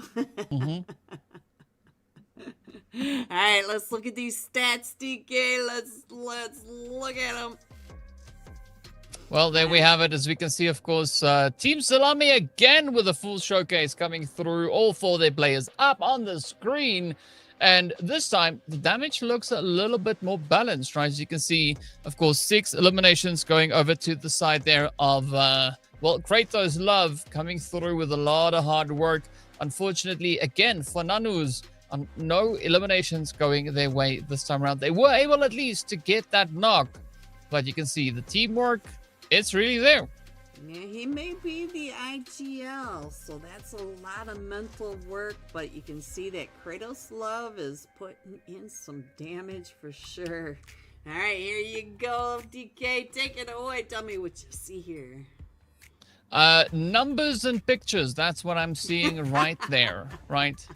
Team pictures and a whole lot of numbers on the screen. iNCO Gaming picking up a glorious 24 points. Salami again, even though they got their hands on the winner chicken dinner, they only find 21 points. So again, another match in which they are not at the top of the board. Another team instead has been able to rush against or past them. So got to give it up there for iNCO Gaming. Things looking pretty good towards them. But that's not iNCO Gaming because they're on here twice.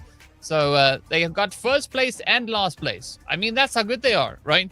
They cover the lobby in a iNCO Gaming sandwich. So, yeah, we'll see how this one plays out. Down at the bottom, that was their scout. That, you know. All right, DK. We are headed into match 3 now. We are headed into Rondo, where every Rondo match just has a way of shuffling this leaderboard. These teams know it'll be interesting for me to see how the South America and the LATAM teams, how they handle Rondo. I have noticed that a meta has started in North America, so I'm interested to see if it's Americas or North America. All right, DK, it does look like it is time for a break. No, I'm Getting a little bit ahead of myself. There we go. Wrong button. You're just excited to get into Rondo. That's all that's happening. Right. Just very, very excited to see what the teams are going to be bringing in.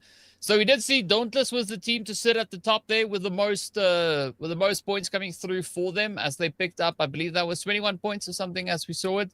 But yep, a very interesting start though, but it is going to be the big decider, right? Rondo is going to be the make it or break it for a lot of these squads, especially on the first day. As we know, the recall is a thing, so it allows teams to continue to stay in the game at least once more, right? If they lose all 4 players out of the gate, it's done. If they can only lose 3 and keep 1 up, that could definitely help them. But speaking about helping, right, we need a decent helping of a few highlights. So let's take a quick break and we'll be right back with game number 3. See you in a minute, DK.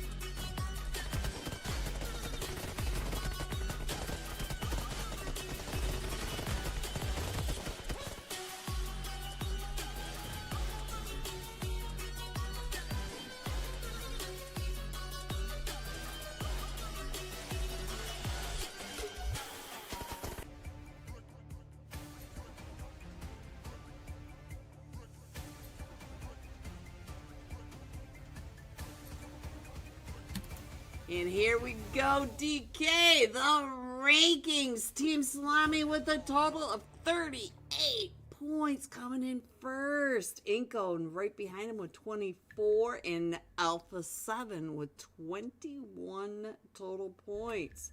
Does look like we've lost one of the teams that were down in 18th place a little while ago.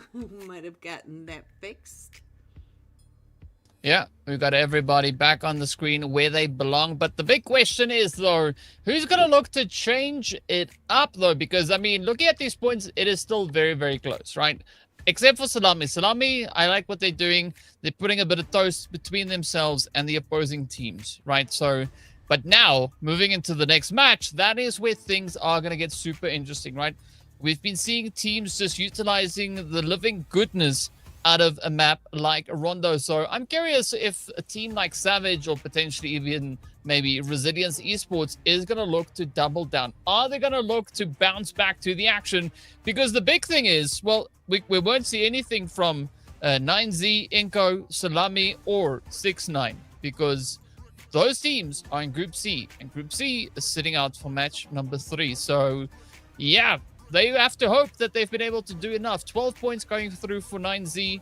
iNCO sitting there with a comfortable 24 points. So there are opportunities for the teams to try and advance their position here. The big question is, will they be able to get the job done when Rondo is coming up next? Because there's a lot of recalls, right? We've seen those recalls, teams being able to bag eliminations left, right, and center. So big opportunity, but who's going to be the one to get it? Well, with some of these top teams sitting out this match, it gives the rest of the teams a lot of movement to move up these leaderboards and get some of these placement points. They need the placement points. They need the eliminations. We are only at 38 points for the first place team, so it should be interesting. Some of these teams can drop a big 30 bomb just out of Rondo, which we'll have to wait and see. It should be starting in a moment. Match 3 with Group A, B, D, and E. But so, important question I think I got to ask you here is, do you think we are going to be having 1 or 2 flight paths coming through? Because, of course, Rondo is the only map in which that happens. There's an opportunity for 2 flight paths to come through.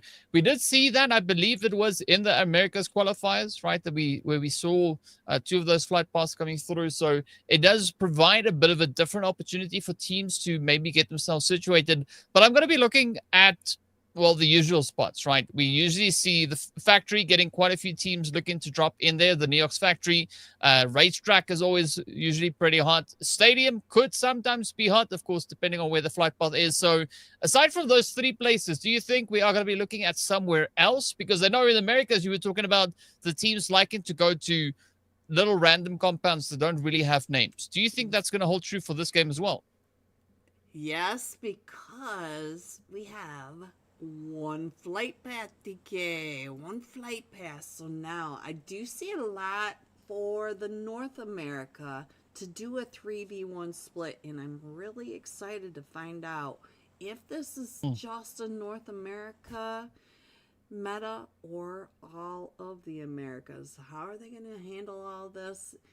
Not a lot of the North America teams like the big cities like Jadina City, for example. We get more up in Mahapan, and I do see Fraction Brazil already headed there, not too far away from Zero Mercy. So I do see a couple of teams that are clustered on top of each other. It does look like to the north of the racetrack, we've got quite a cluster right along that river edge.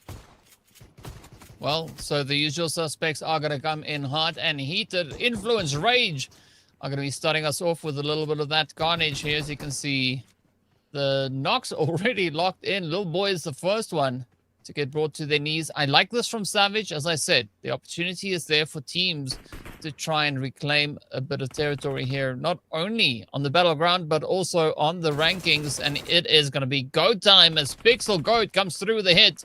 Not a goat. No.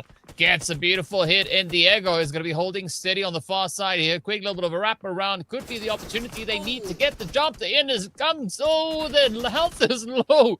Oh, no. Savage. That was brutal. Savage down to just a solo now.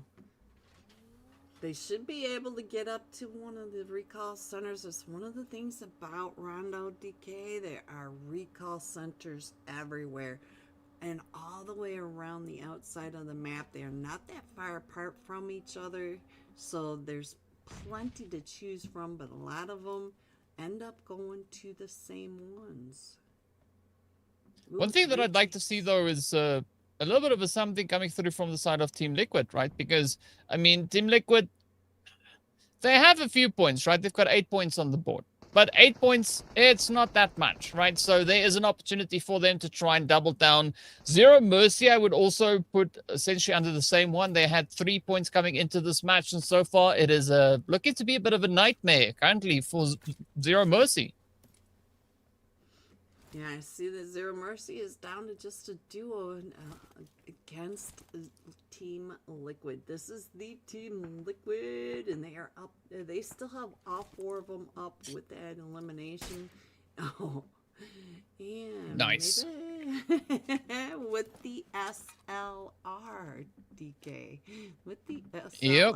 Ayala with the 1 tap. Dink. Yeah, so gotta watch out for Ninja though. As you can see, Ninja just there just over the ridge. I think that's a good decision coming through from Ninja, rather getting in the vehicle and just getting the heck out of Dodge.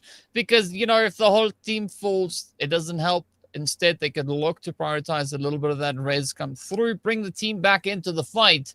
So we are going to be seeing the alive amount, or the number of players in the match is going to keep on going up and down, up and down. Currently, we're down to 65.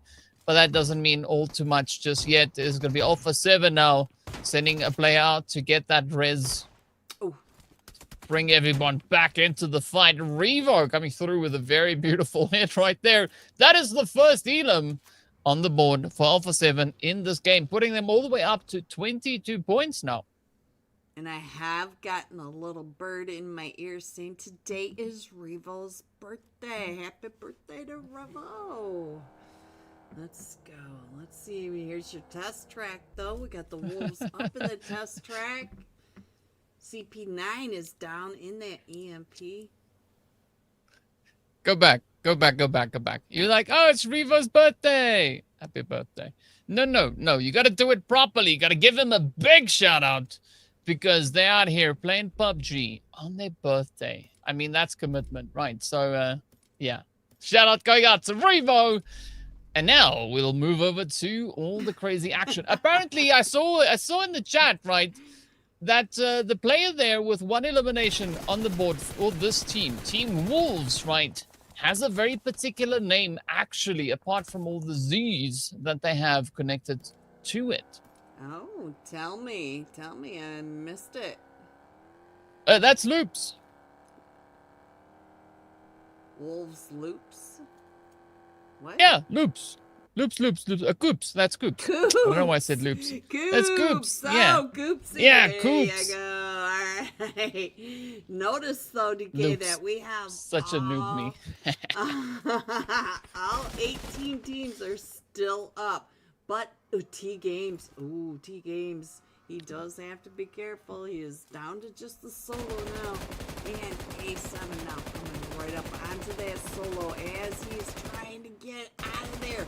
He is trying to run from Alpha 7 and Revo. Oh, T-Games getting found. Revo, the birthday boy. Well, let's see now if any cake is going to be dealt out here as action gets ready to now step up to the plate. A little bit of a jump around as they push forward onto VRZ. The hits are in. Got to watch out for the Wolves, though. They are starting to circle. You can see them out in the field here. Doran also on the approach all the way in Neox factory, and there's nobody else. But, of course, it makes sense. Doran is going to be the one to bring the team back should they need that. We see Juancho also there looking to move on through. I like the zone centering up right to the western side there of this track. It is going to be absolute chaos and mayhem. Yulin in the zone, this track in the zone, and a lot of squads ready for the action. I do really like the central zone.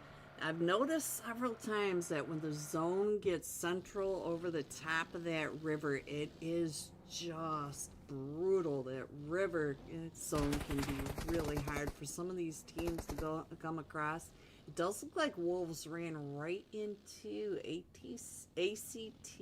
Oh, look at the cluster up at that northwest edge, though. It does look like we've got quite the fight up there.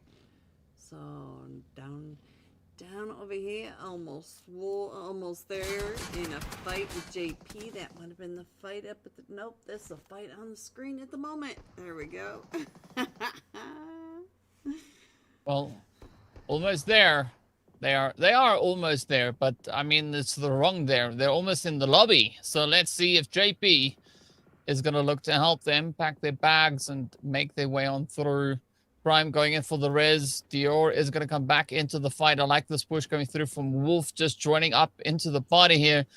Barry, this could be the opportunity to get those hits. I think a lot of opportunities has been missed here. I mean, one shot could have closed it out, gets the hit, but loses so much health.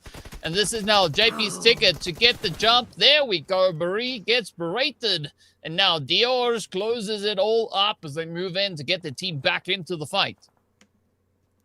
I did notice that Coops had some sprays going on as they are trying to rotate on past him, and Coops says, don't come this way, I got this covered. So now it looks like we got Dauntless pushing up onto A7 over in this compound, and Resilience coming in onto Wolves. That comes a little bit of Saz also onto the Wolves, and now let's see how the response is going to come through here. Ooh, quick send. Oh, cheeky hit though. S12K right to the body, and down they go. That is going to be the end for Yet. Well, the first player actually coming through from Wolves. Unfortunately, that was Coops. Having a little bit of a oops right there. Quite isolated from the rest of the team. Alpha 7 now also just waiting patiently to see if they can get the jump going here. A lot of opportunity just now around them. Luna is going to be receiving a lot of that pressure. We haven't seen much from them since the first game. Notice that Coops is already back in the game. Wolves already back up to a full 4-man team with 3 eliminations, and now we have fights right. The elimination feed is going off. We've got almost there. Still over here with JP as well, and Wiz may be able to get this recall off.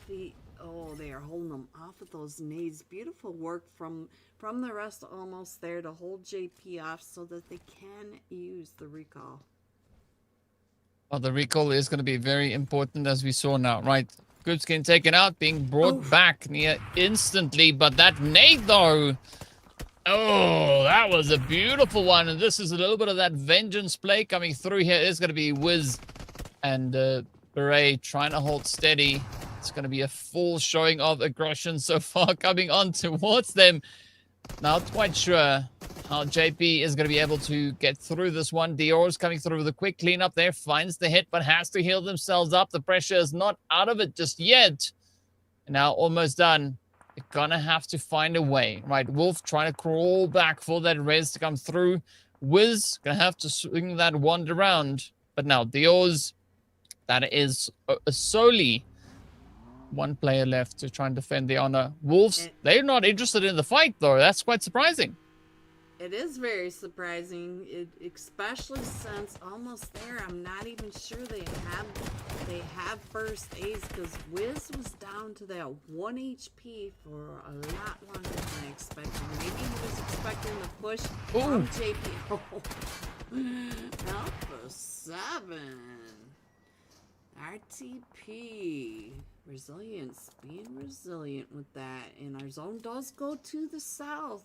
We are headed down towards that Danchin, just to the west of it, up in those ridges, up in the hills. So we do have a lot A lot of roads leading to it, but we do have a couple teams that are already centering up right into that center zone area. It could be quite exciting. Let's see now. Action. Ooh, that was a beautiful nade with that. Yeah, down they go. They weren't resilient enough because they were hit with all the action coming through towards them. Now we can see Team Liquid up on that hill. JB still holding here at the revive tower. I like the fact that we have even more teams now starting to roll up. Everybody looking to get into the action. The zone, of course, is going to be claiming quite a few players. I believe we could very soon see yet another team now fall to the wayside. Meanwhile, straight out of Nepal, they're getting ready for a little bit of the hill action here. I see straight out of Nepal, maybe going down into that compound where JP and Almost There have been fighting over that recall. I feel like it's the entire match of this. Oh, that was hard. That's hard. Almost There. Oh, straight out of Nepal. Straight out of Nepal. Losing XP3 that is a tough loss for. And look at this. Alpha 7 has lost Carnito, so I'm not sure if we're still in that recall zone. Team Liquid going out in 15th, but they are going out with 6 eliminations.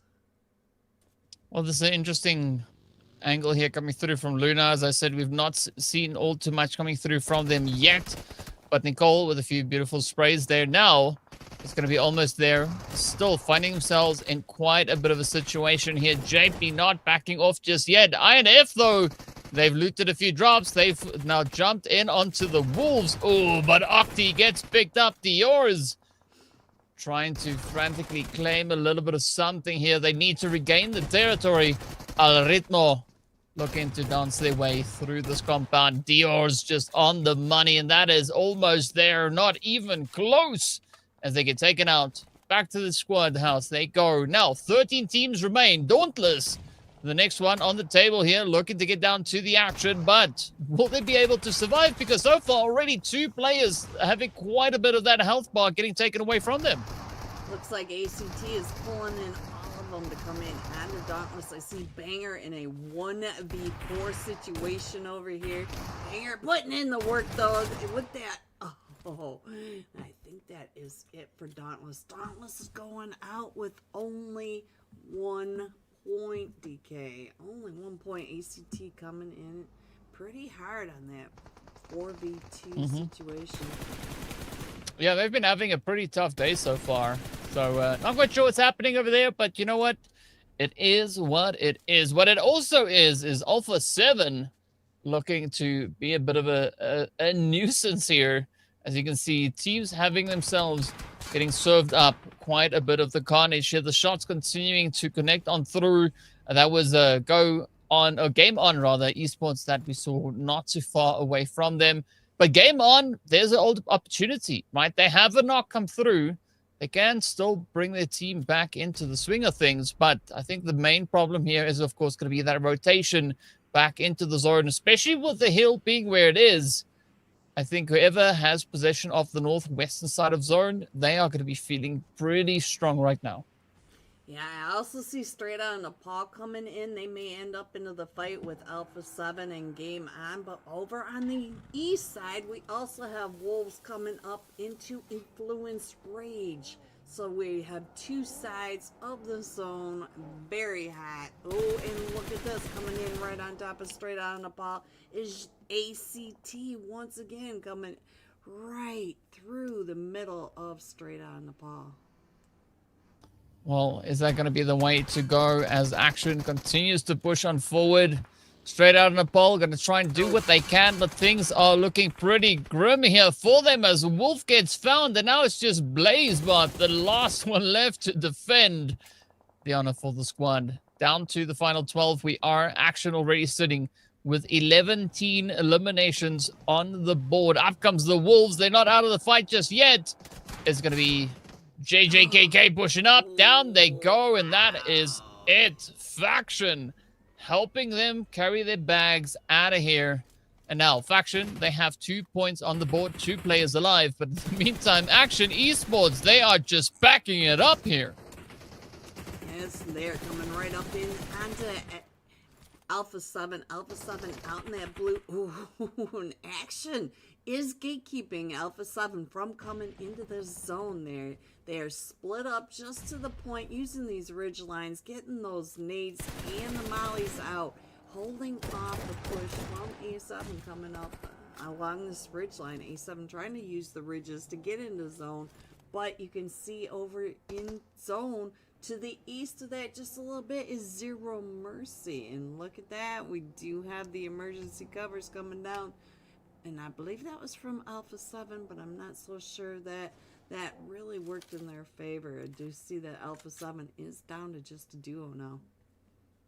Yeah, that does make things a little bit more challenging, but they are up for it. In the meantime, we say goodbye to Game On Esports as the blue zone starts to constrict. That is going to be phase 5 coming in hot. You can see Dior's trying to quickly just get out of the way of the big bad sweep coming through. Nicole trying to evade the sprays there. VRZ are going to be the next team out of here. Down to the final 9 we go. Influence Rage, though, taking a very strategic approach, right? Not yet sending it up into the zone, waiting to ride that blue storm as it pushes forward. And they still have all 4 players in this match. I want you to take a look at ACT as well. They are the top of the leader right now with 13 eliminations and all 4 still coming in. We only have 3 teams out of the 9 with a full 4-man strong and 13 eliminations still with 25 players to go. I mean, that's very good for them because they had 6 points coming into this match, right? That's what they had on the ranking, 6 points total. So they've already more than doubled the points that they had starting off. Now, can they survive all the way to the end of the game? Alpha 7 down towards that southern side could allow them a little bit of a cheeky play. We can see Zero Mercy also just towards their north as well. And again, it's going to come down to King of the Hill, right? Who can hold on to the top, to the high ground and defend the position, because high ground is only good if you can actually utilize it. Now, Action looking to come on forward. Carrillo is down. Now it's Guizo, the last one, trying to hold on. A quick little push down the stairs. This could be exactly that opportunity. It is going to be 13 elims, though, on board. As you can see, Action looking to double down, and they go at 15. They are chasing the top of the leaderboard here, Green. Yes, and you see that A7, Alpha 7 went out with 11 eliminations, and I believe 8th is 1 point, so 12. They will go out with 12 points for this just a single Rondo match. Well, not a bad serving of points coming to them, but of course quite a few points still available to everybody else in the match. Everybody, though, with points on, right? Even straight out of NEPAL. They have a solo, but they have 1 point in there. So things are still looking on the up and up. Now it's going to be Luna Esports looking to get themselves a few additional points here. I didn't very steady angle towards that north, though.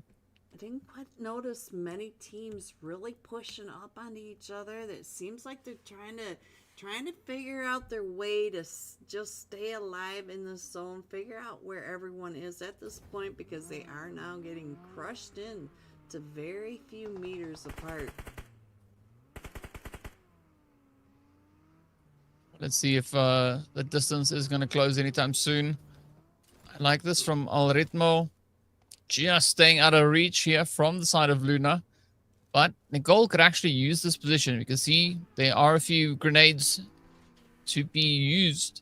So the question is, will Nicole use that to try and close the distance? Because if they don't, it is going to be INF looking to contest here. As you can see them sending up towards the north. JP already getting the hits now, doubling down towards them. It is Dior's that is down, but up comes Law and the rest of Influence Rage. Full sending it forward. Alritmo and Prime. Oh, feeling the sting.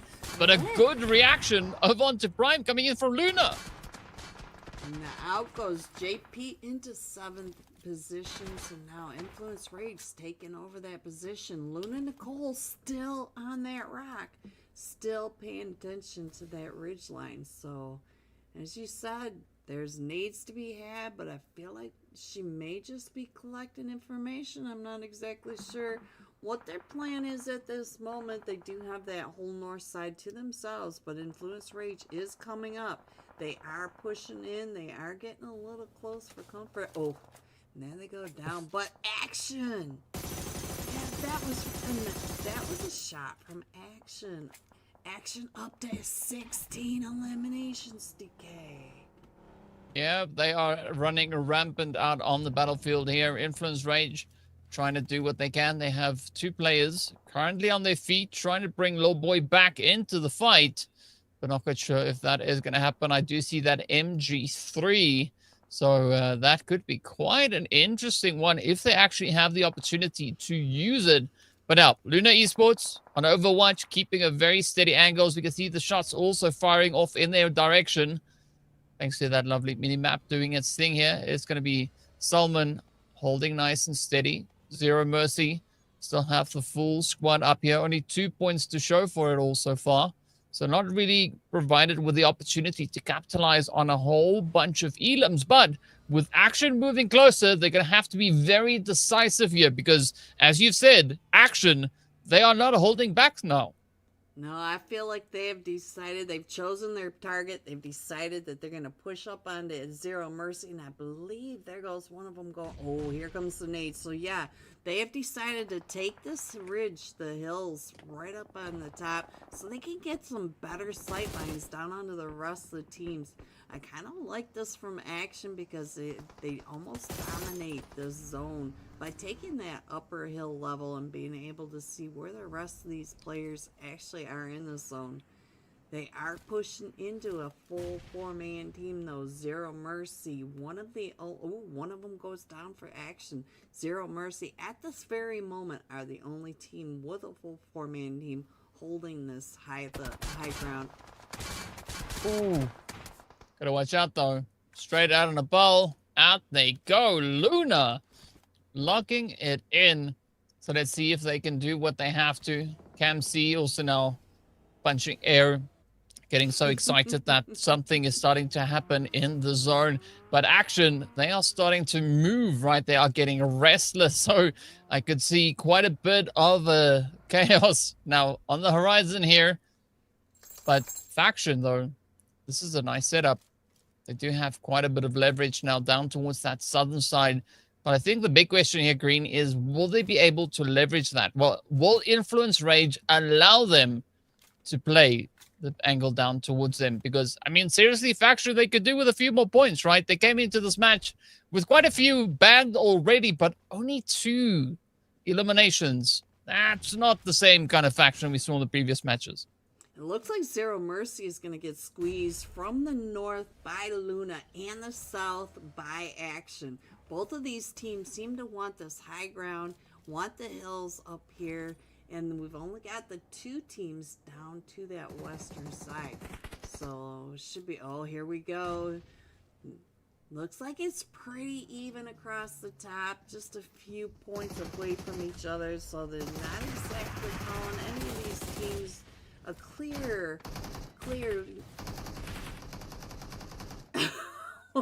yeah, they're not calling them clear at all because there's smokes all over the place. There's chaos in this cavern, or this That's bridge. A beautiful bottleneck right there, right? That is the bottleneck of doom. As you can see, so many teams trying to cram on in, but there's only so much space. Now it's going to be Influence Rage looking for a slice of the action as well. Little boy with a quick cheeky nade here. I like what Influence is doing, just keeping their distance, trying to play the long reach here. All those emergency covers now come in, but is it going to be enough? The vehicle also getting quite excited with all the action. But this is a setup now for Luna, because we can see them up on the mini-map, slowly starting to wrap around, coming in behind Zero Mercy. SALAME is going to be the one to get dropped down next. This is still the opportunity for Influence to try and lock it down. I just love the sound of this skin. I mean, it sounds like money, right? Yeah, but Influence, they're going to keep their eyes on the prize. Zero Mercy, oh, just on the edge. Faction Esports coming right up in behind Influence Rage, and there goes Influence Rage. Zero Mercy able to hold this off. I know over in Sandhawk, we call this, over in Camp Alpha Mountain, that ridge, they call it the Valley of Death. This over here seems to me more like a dragon's tooth. We got the little gap between the two teeth right there. And boy, is it painful. Yeah, it's going to be gnawing on something. I don't quite know what just yet, but it will definitely be gnawing on something. Now, still, Luna in the fight, right? They've only lost the one player. 6 eliminations up. I mean, that is phenomenal because they came into this match with only 1 point to show for the first 2 games. So game number 3 is right there on the money for them. CAMC, though, got to be careful. Going to watch those edges. It is going to be pretty risky res. And that zone is going to move up. I mean, phase 9 about to hit. It's going to have to be in a hurry if they want to get that player back up and into zone. And we still have all 4 of them still standing for Zero Mercy. Faction Brazil down to just a duo. So it's interesting. We've got a 4v3v1, but it does look like our statistics are calling Zero Mercy still up in that ridge, that gap between the 2 hills, the Dragon Tooth, whatever you want to call that area, and they're still calling them 45%. But Luna now coming up and in, trying to get those shots over onto Faction Brazil. I mean, they have pretty good odds looking at this whole situation, but they're going to have to be very cautious about it. Of course, these hits now doubling down on them is going to make things even more challenging. As you can see, even looking at what Faction is doing, they keep their distance, right? They know that they can't push up just yet, but the blue is going to force their hand, at least to some extent. Now, Zero Mercy also starting to push it up. Nicole goes down, and things slowly starting to crumble here for the side of Luna as they lose 2 players, and they are down to a solo. Zero Mercy also having quite a few players getting dropped. Half the squad is down. So if it is going to be Tokyo to survive, Tokyo will have to become one with that tree. Not just hug it, but become one. Meanwhile, Faction holding quite comfortably on the southern side. An absolute menace to the lobby. There we go. They're getting dealt with. The Salman gets brought back into the fight. And now it is 1 player left here for Faction. It is going to be Vitin holding on the far edge. But this is where the whole terrain, bites them in the butt. Down they go. Salman with another slam dunk.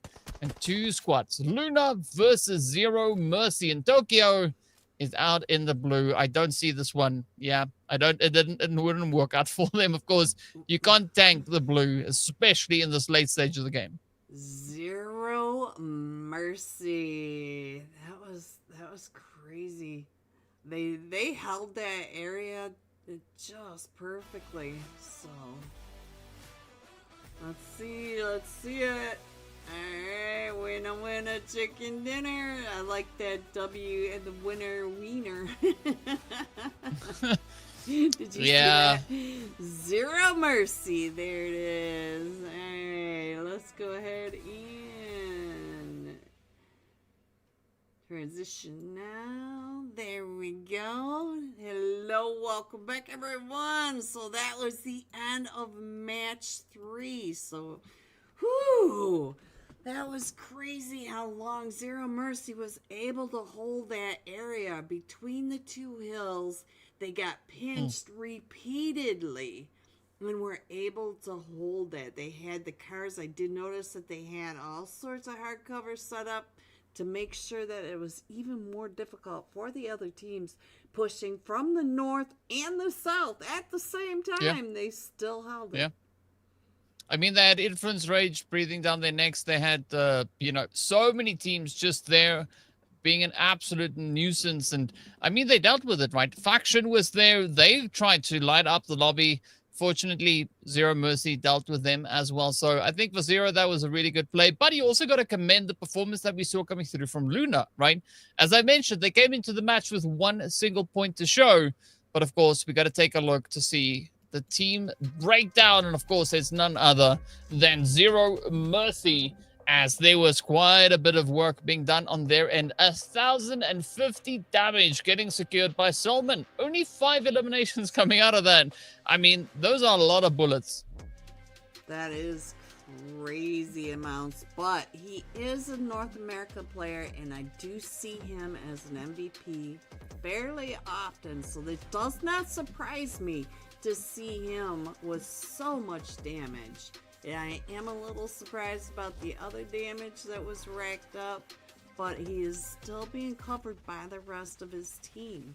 So Action Esports with 16 eliminations and 19 elims. This does not feel like it was the same match that we were talking about, DK. Yeah, things are looking pretty good here for the squads, if I have to say so myself. But, you know, unfortunately for TGAMES, yeah, nothing went their way. It was a pretty tough match.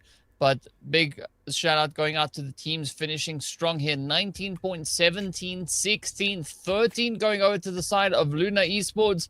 I mean, a lot of squads are going to be quite happy with this performance. 6 teams finishing with double digits.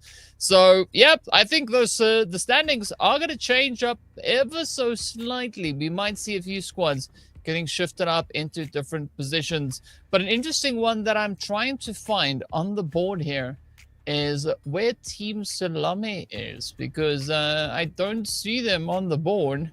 They and of course, match, well, right? Yeah, that makes sense. Yeah. No, I came to that realization when I looked over and I was like, oh yes, but Group C didn't play, so that makes sense. Of course, we've already wrapped up 3 matches: Erangel, Miramar, and now Rondo. But that means we have 2 more to go. Another serving of Erangel, and Miramar is going to find its way through. Interesting thing that we're seeing here is the Winner Chicken Dinner teams aren't necessarily scoring crazy elimination scores, right? 7 elims going over to Zero Mercy, 7 going over to SALAME for that first game. Only in game number 2 were they able to secure double digits. All right. But match number 4, we are losing Group B this time, so it should be interesting. We do have another Alpha 7 going out, so some of these big teams straight out of Nepal, Action Esports, Zero Mercy also sitting out this match, and Team Games. So I think for the teams that are going to be taking a break as we head into game number 4, this was a good opportunity for them to really lock down with the points, right? As you mentioned, Zero Mercy is one of them. Alpha 7, they played a strong match as well.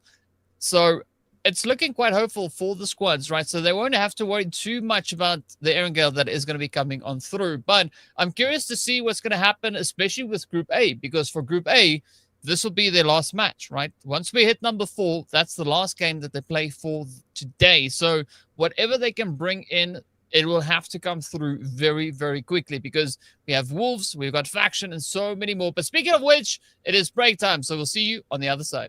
I'll see you soon.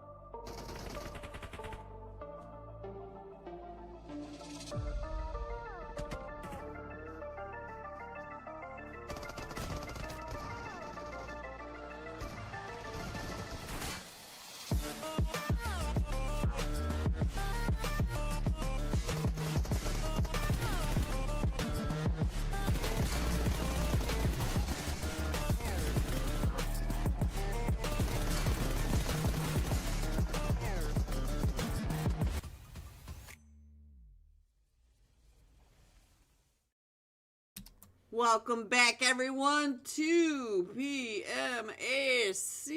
And I got the wrong one up, DK. There we go.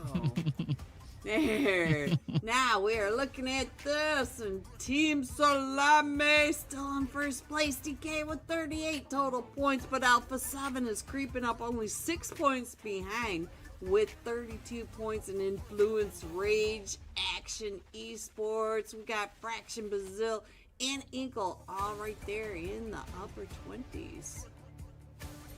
Yep, you got to try and push for those 20s as best you can. We can see a lot of upward arrows on that left-hand side, but a lot of downward movement coming in on the left. I mean, just this last match, right? 9Z, they moved all the way from 5th down to 13th position, right? So that is a drastic drop that has come through to them. So they're going to have to work really hard coming into what is left of their day to try and maybe change up a little bit of that situation. But it's good to see that at least everybody on the board has points, right?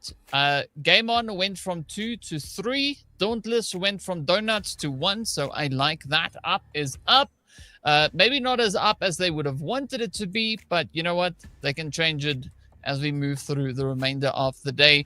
Of course, for the teams, as I mentioned over in Group A, this next match is going to be their final match of the day to see can they do what they need to secure the points to make tomorrow a little bit less stressful. Because, I mean, yes, there are 4 days of gameplay, but the further that we get into this, the more points you want to add to the board, right? The closer you want to get to staying away from the relegation zone. And for those who don't know, the bottom 4 slots, that's relegation, right? You don't want to be in there because then you won't be moving through into the finals next week. So the pressure is on. The teams have to do everything they can to ensure that they can secure enough points to be in the running to play for a share of that prize pool.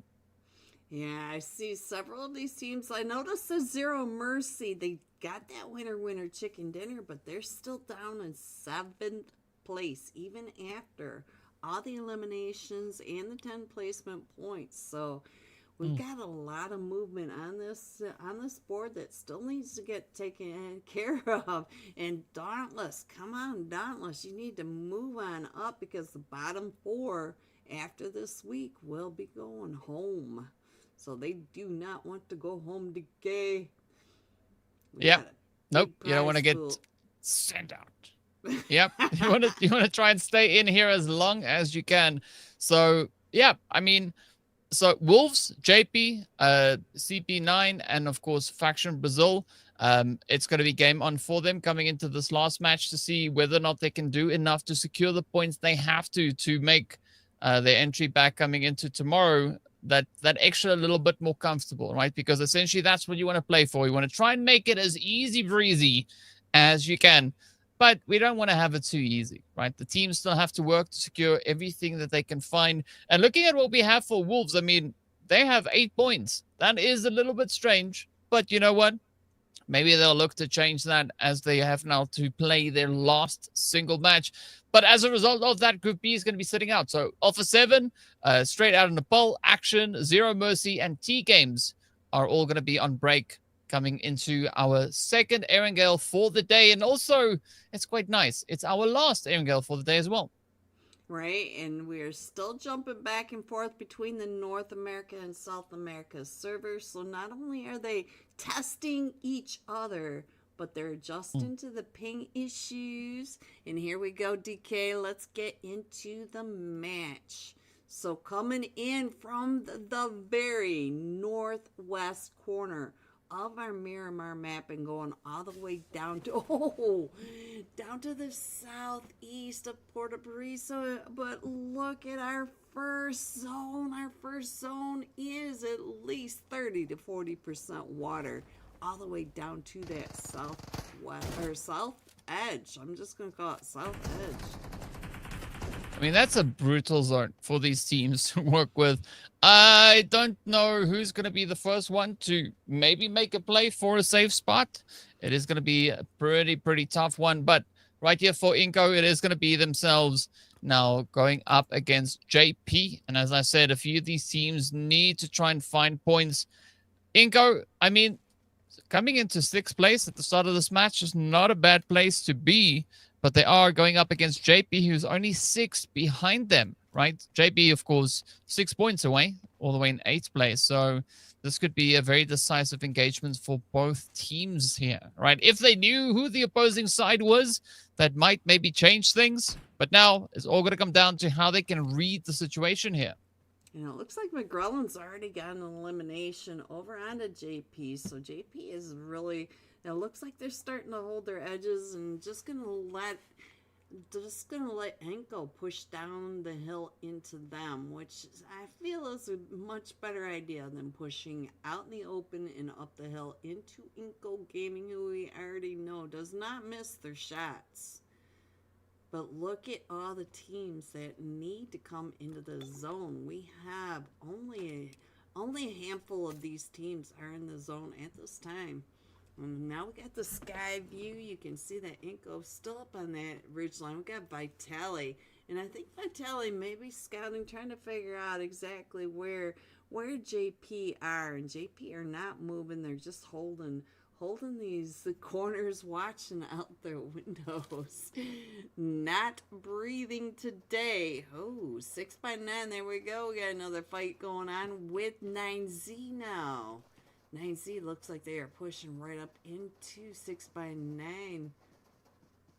Oh, okay. That was like, yeah, sure. Thanks, we'll take it. Right? No effort in getting that hit secured. So, a very easy elimination on the board there for 9Z. But now the big question is how are these teams going to look to rotate up? Because, I mean, 6-9, they were quite spread out with their drop that they came in here. Of course, they've only lost that one player. But now, iNCO and JP, there's not that much space between them, as we can see Prime now getting shot. That is going to be a pretty difficult angle to hold. And in the opposite edge, though, it is going to be VRZ going toe-to-toe here with CP9. CP also finding themselves in quite a bit of a predicament. They have only one player left. Oh, you got to watch out for this cheeky play. The molly comes through. Unfortunately, not going to find any damage onto Cody just yet. But things could get wrapped up real quick. As you can see, VRZ looking to come back with a bit of a vengeance as they do secure even more points now. And they've just in that one squad wipe doubled their points. There it is. That's right. Headed to the top of that leaderboard. So now that was quite a molly, though, that it was able to push him off that wall and get him moving along, so that the off angles were able to get a better angle over onto it. So that was a really nice play. I really like the usage of the mollies early in the match, because DK, I feel like we've been watching a lot of late game utility usage, but not so much in the beginning of these matches.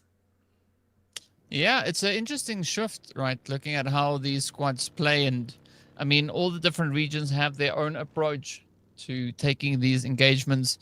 But now the big question is, who's going to be looking to step it up next? Of course, we did see that zone still very much situated down towards the south, and in the next 3 minutes, a lot can change as the teams rather start to come through with their rotations. iNCO slowly pushing up here from that southern side, taking a wide wrap around JP. But this is that opportunity still for JP to not only try and reclaim a little bit of the territory, but also catch up to iNCO on the board. Yeah, I see Bruzone, and I was wondering if they're just trying to get them to pop their heads out for Vitali, still up on that off angle, way up at the top, keeping an eye on the placement of JP. But now here comes Bruzonen. He only has one nade, but Dior using it. Oh, Dior trying to use that nade to slow down the push, but all of them from iNCO. You can see that we've got 3 of them from iNCO across the way. And now Al has given away his position, but I think Vitali already knew from that top of the tower. I think he already knew where these players were. And now look at this, the 3-man push. They are, and here comes Vitali coming down off that top. So it will be a 1v4 situation now for Al right here. Yeah. Al Ritmo will now have to start to face the music as iNCO are going to look to close this one up. Out comes 7-8, cooking a quick cheeky nade. It flies through, misses. Oh, but it is there. 7-8 gets found. El Ritmo now definitely has to double down. The mollies also starting to make their way on through, but the shots in the butt, and down they go. It is going to be iNCO Gaming walking away with their share of 4 eliminations as well. Meanwhile, game on. They've rotated all the way from El Pozo all the way down to that far southern side, looking to find the next position to move in towards, of course, all the way through Valle del Mar. Now, just on the edge. I think that's a decent position to call home for the time being. But who is going to have their hands full? It is going to be, of course, the side there of Dauntless as the players from Game On continue to push on forward. Wolves, decent setup here. Yeah, Game On ran one of the solos that was an anchor into the zone. Wolves already took out, but I do see Valak coming down from Dauntless, and they're going to end up right in the lap of the Wolves. Game On has not left Valle del Mar, and we also has SVG coming down from that Ladrilla area. Did look like they were headed south down into this cluster that is right over to that's west or eastern edge of Valle del Mar. Well, let's see if they can find maybe a little bit of something happening over here. Team Salame, they've been having a phenomenal day so far. 2 chickens under their belt. Let's see. Can they maybe bag another? Meanwhile, Dauntless, they are... I don't know. Like, we were talking about this in the break, right? Dauntless, this is not what I was expecting to see from them. So far, in the past 3 games, they've only been able to secure 1 point, right? Now... I don't know if they maybe just using this to assess the other teams and come back with a surprise play tomorrow or what's cooking, but I'd love to see even more from Dauntless. This is a very strong Dauntless team, though. Also, DK, we've got Valak on there. We've got Wancho on there. Claus is a huge fragger. So coming in with just so few points is very surprising for Dauntless. But as we've been talking, it may just be them testing, figuring out what kind of plays they want. But they do seem to be very close to Wolves a lot of this time. And Wolves are right in the sight line of 9Z. So we've got a lot of chaos down at the southwest edge. Yeah, it is looking quite exciting here. Wolves now, as you said, right, continuously engaging here with the side of 9Z, but Remix might look to change things up a little bit. In the meantime, Dauntless still continuing to push, looking for position in the zone, slowly but steadily rotating up. But of course, they have the Wolves right there alongside them. So if Dauntless is going to look to do anything, now would be a good time to start getting the ball rolling. So they have a bit of an angle here. We can see that they are getting aggressed here. The Wolves are moving in. But if you feed the Wolves, well, you're going to the lobby. Meanwhile, iNCO out in the blue, sipping on some juice. You got to get your butt back into the playable area because the more time you spend here, the more meds you will need in the later stage. Now, here we go. So we take a cheeky look over on towards Coops over there, trying to come in for that res, trying to see if they can find something, but that vehicle tanking a little bit of the damage. This could be a quick send, but instead, it's a send to the lobby. Wow. We need to keep Coops out of these longhouses. That's all I'm saying. That's my opinion. Dauntless is continuing on as a full 4-man team, though. We do have VRZ and iNCO way up in that blue. They may end up right in the lap of Influence Rage, and we've got a donut zone DK. We're going from that western industrial edge of Las Leon to this eastern edge of Tumisera. Oh, again, we do see INF also moving up onto the north of the zone itself. I mean, this time around, not necessarily the most advantageous position to be in because it is quite a bit of low ground that we see there. So I think if INF are going to be looking for a good spot, they'll maybe rotate a little bit further on towards the eastern front. In the meantime, we are seeing Savage also running into a few problems here as it is Faction now looking to lock down the compound, but it is going to be a pretty tough play. Pixel Goat coming up, but down they go. So now it is up to only 2 hopefuls here.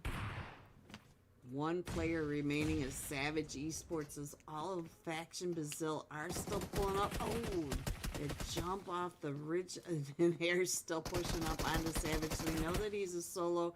They know that they... Look at these angles. Here comes a nade. This nade could bounce back in right on. Ooh. What a bounce play nade. These nades are so on point. I just love the way that these players use their utilities. I mean, Faction, that hit was brutal. It was almost savage. Speaking of savage, though, it is going to be Luna now looking to move up here as well. They brought a beautiful bounce back in the last game, but we did see one hitter getting taken down in the previous game quite early on. Nicole now also getting dropped on down. They have to try and bounce back. It is just TGAMES in Tokyo looking to carry the torch. A very good angle being held here by Faction as they now continue to try and push away the assault coming through from Luna. And with that, Luna leaves with only 2 eliminations. But they did take the 2 eliminations from Faction Brazil, and we've already seen that Faction Brazil has been... They are up to 7 eliminations in this match alone, DK.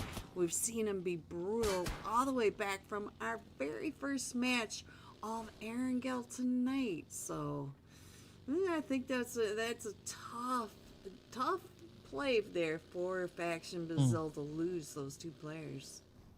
Yeah, I mean, Faction, it's interesting because they've been pretty consistent with placement points, right? Coming into this match, 14 placement points. It does put them essentially in 2nd place if we're only looking at placement points, right?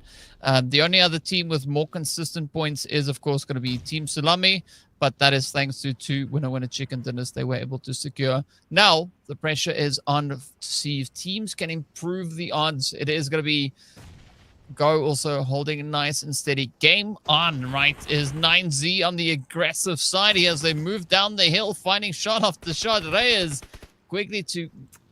managing to quickly duck back. Game on, out they go. And a very efficient push coming through here from 9Z. I mean, it happened so quickly. Yes, 9Z is going to PMGC, so they're using this map to make sure that they are keeping warmed up for their PMGC.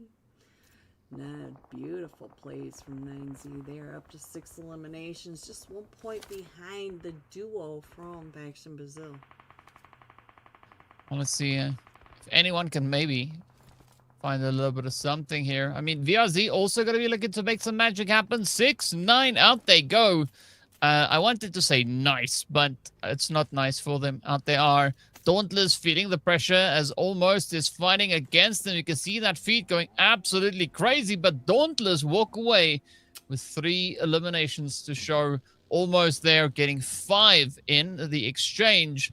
So I like where the teams are looking to push this towards. Of course, we're climbing the hills even more as we move into no man's land, right? The place that doesn't really possess much of a name. It's right there in between Chumacera, Los Leones, out in the fields. A lot of hills now coming into play. Yes, and a lot of ridge lines, and I even see a hovercraft floating around in the ridges of Los Leones. So that's an interesting sight to see. All right, so then what do we see on our map? It does look like we've got a lot of teams that are pretty spread out. iNCO and Influence Rage may be the next 2 to get into that fight. I do feel like they are starting to scout each other, getting a little close. Looks like 9Z was paying attention to that fight that Almost There had with Dauntless just a moment ago as well.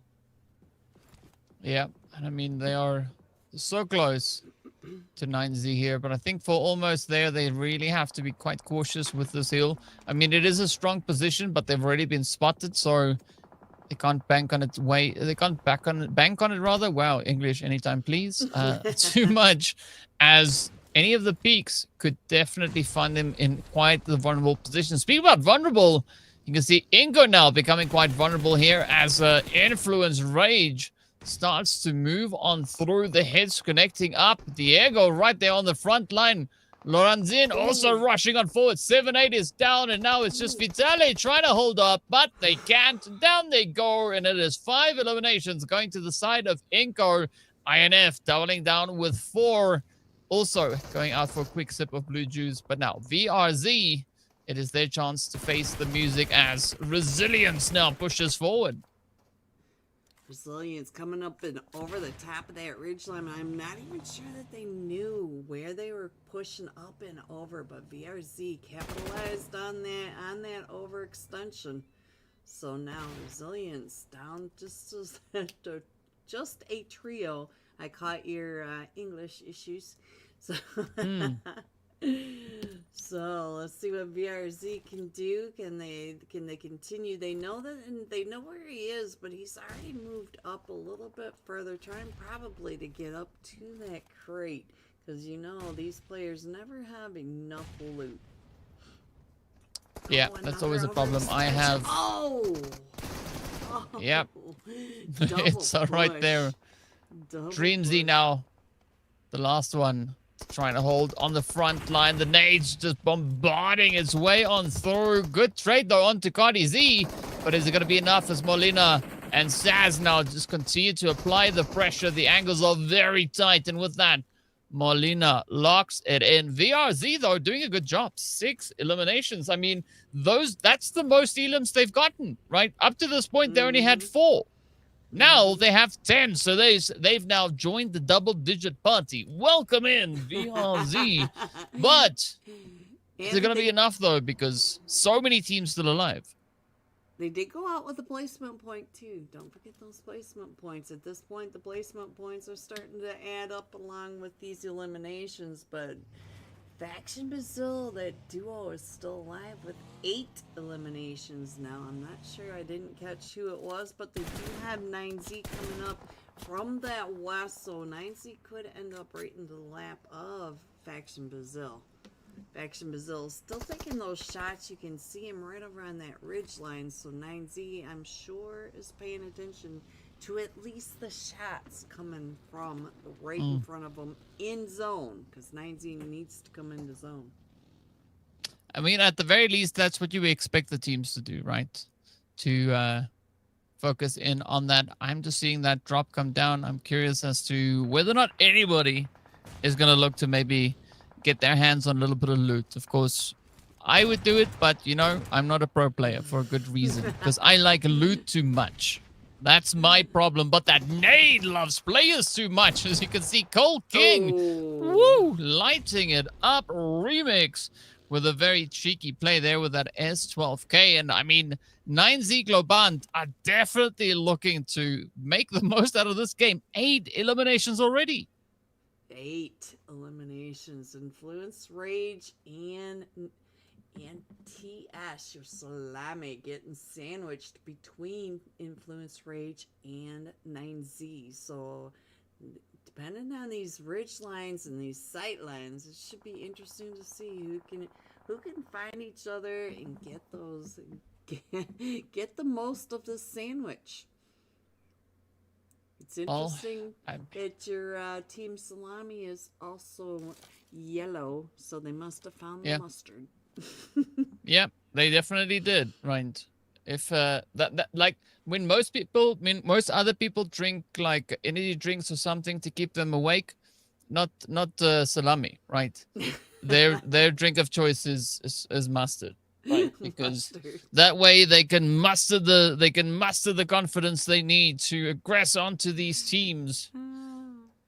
Stone ground. That's not a compliment, it's a condiment. So it's, you know, it sounds the same kind of almost. Don't really know, but let's see what Team Salami can do here. In the meantime, it is going to be Influence Rage also holding just on towards that northern edge. But as we've seen now, these ridges are proving to be quite a bit of a troubling play. Of course, Team Salame down to a 3-piece. 9Z, though, I think this is the team to watch, especially for this match. They've been having a phenomenal run so far, and it's about time, right? Because, I mean, they had only 12 points coming into this game. Now they have 9+ placement points. So I'm curious whether or not they are going to look to come knocking on the door for page number 1. Yeah, I still see Team Salame sweating it out right between. They are really sandwiched between 9Z GLOBANT and Influence Rage, and they are both pushing into Team Salame. So look at this, they are pressuring Team Salame down in this compound. Team Salame down to just a solo. And that solo cannot be feeling a whole lot of happiness at this moment. He's got love in his name, but he's not loving his spot in this zone because the zone has shifted away from him. 9C now gatekeeping him from coming into that zone. We're down to the top 5 players. Team Liquid coming up. Also a trio. So we do have the top 2 teams in this lobby are full 4-man strong. We do have 2 solos and Team Liquid with a trio coming up from that southern edge. Well, let's see. Is 3 their lucky number? Can they make the magic happen?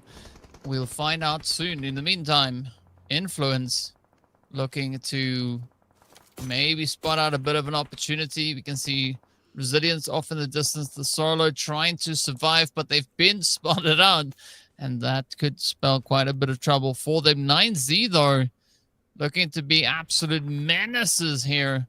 Holding a nice bit of overwatch. A very controlling angle here onto what we can see coming through there for the players from Team Salame, or at least what's left of Team Salame. As the odds are counting down, we are down to 3%. 6% as the health bounces back. 5. The numbers slowly ticking down. The angle is getting leveraged, and down they go. You gotta love the effort, though. 1 elimination point is gonna go to them alongside the placements they got for this game. But now, Influence, Green, they are gonna be looking to bag as much of this game as they can find. Interesting to see all the green on this. We got Influence Rage, 9Z GLOBANT, and Team Liquid. All 3 of them are the green dots on the mini-map. So I'm really having to push in to make sure that I can see which one. Oh, Reyes overextended on top of that and punished quickly. So we do have Team Liquid in here. 9Z GLOBANT, Influence Rage. We're down to the top 4 teams. And I'm missing one of the teams. I'm not exactly sure which one I missed calling out.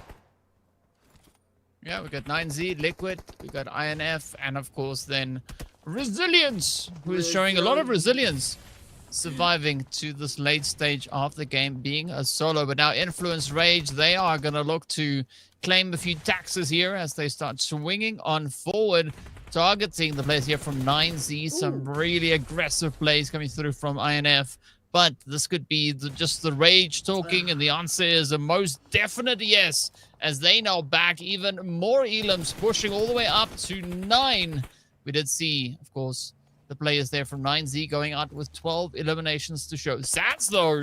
Oh, never mind. Chief. Getting taken out. Yeah, Chief finding him. I think Chief might have already known where Resilience was coming in and across. I couldn't quite see him on the mini-map, but definitely looked like Team Liquid had eyes on him, or at least an understanding of where he was. And the buggies, unless you hit that break DK, the buggies are just going to keep on trying to get out of the way of the spray. You're on your own, kid. Alright, so here we go. Still, it looks like Team Liquid having some issues pushing up and in because Influence Rage is pushing. Look at the mini-map up above. Decay. Influence Rage is pushing down into Team Liquid to make sure that they don't come into this zone. They are keeping. Oh, so much aggression from Team Liquid. Yeah, I mean, even Influence INF, right? Rage. Influence Rage. I mean, it's in their name, right? They were raging. They were like just out there having some fun, getting some points on the board, and just making sure that, you know, come the last match, they have done what they can. They've tried to secure as many points as they possibly could. And I think it was a very good performance from them nonetheless. But as we know, right? Good performances, it's one thing, but you need good points as well, right? You need those elimination points. You need to try and secure everything you can. And I think the good thing here for Influence is at least that they can rage straight into the next match as well. So, you know, the day's not over for them. Who it is over for, though, of course, is going to be Group A, right? So Wolves, JP, CP9, and Faction. It's the end of the road, at least for the first day. They still have 3 more days to go to see if they can secure those much-needed points. But that, of course, means that Alpha 7, straight out of Nepal, Action, Zero Mercy, and TGAMES will be back very, very soon once we get into our final match of the day. But, Green, quick question is, right, we are going to be looking at the team stats, right? Give your prediction. It's too late. We are going to be hopping straight into that, so no opportunity. Oh, wait, there will be an opportunity because it's not there yet. They took it off. They like to do that to us, don't they, DK? Don't they? So I did miss it. I didn't get to quite see it. But what was your question? I missed the question, DK. All right, give us the breakdown of the elims. Let's try again. Here we go. Good spread coming in. A breakdown of their. Let's see. We got a little boy. Ooh, look at that. Lorenzen was 726, but each of these players, 2, 3, 4, each of them carrying quite a bit of weight. I feel like maybe Law might have gotten lucky and found a third party to pick up that limb, or maybe he might have just finished off the limb from Diego Knack, because Diego does have 4. Yeah, there's a lot of 4s coming in there. So, yeah, a good performance coming through from Influence Rage. A very well balanced team effort on their end. So excited to see, of course, how that breakdown is going to pan out and how it's going to be converted into points, because from what we can see just on screen, that does equate to 11 eliminations that they were able to bring through for this game. But here we go, going into those match standings. 21 total points for Influence Rage. 9Z, though, bagging a full serving of 16 points. I mean, that's an absolutely phenomenal play here for them. Team Liquid, though, also locking in a few more alongside Faction Brazil. Both squads picking up 9 points apiece. Resilience surviving all the way to that late stage of the game, bringing themselves up to, I believe that's a very comfortable 20 points in total. Almost there. That, I think this was a very important game for them, right? Because, I mean, they were sat all the way down in 17th place coming into the game. Now adding 7 points on top of that, it could definitely help them move up the standings quite a bit. Yeah, but I'm looking down at that 14th through 18th with all the goose eggs. We got all sorts of zeros. So some of these, even Game On, we got to see quite a bit of from that last match, and now they're coming in with just that one. So some of these teams, they're going to be, today is a day of test, so they do need to check in on their rotations. They do need to keep testing the waters from the other teams that they are facing, because this is North America, South America, and LATAM that are all facing off, and this is not a very, very frequent event. This is an amazing event. Look at this, 7-Eleven. What do you guess? Yeah. You got to go to the 7-Eleven. That's what you got to do. That's where the chicken's at, right? The chicken's at the 7-Eleven. That's where you're going to find it. That's your answer. So you got to go try and bag as much of that as you possibly can. But I have to say, an interesting showing here. Of course, our final match for the day is going to be over onto the lovely Miramar to see how the teams are going to fare, stepping out into those glorious dusty dunes. Well, no. Why am I We're saying going to Miramar? We Erangel, just played right? Miramar. They Yeah, switched it yeah, up we're on going us to today. Erangel. Yes, Yeah, it is. yeah. We're headed into break, though, DK. I will see you in just a moment. Be right back.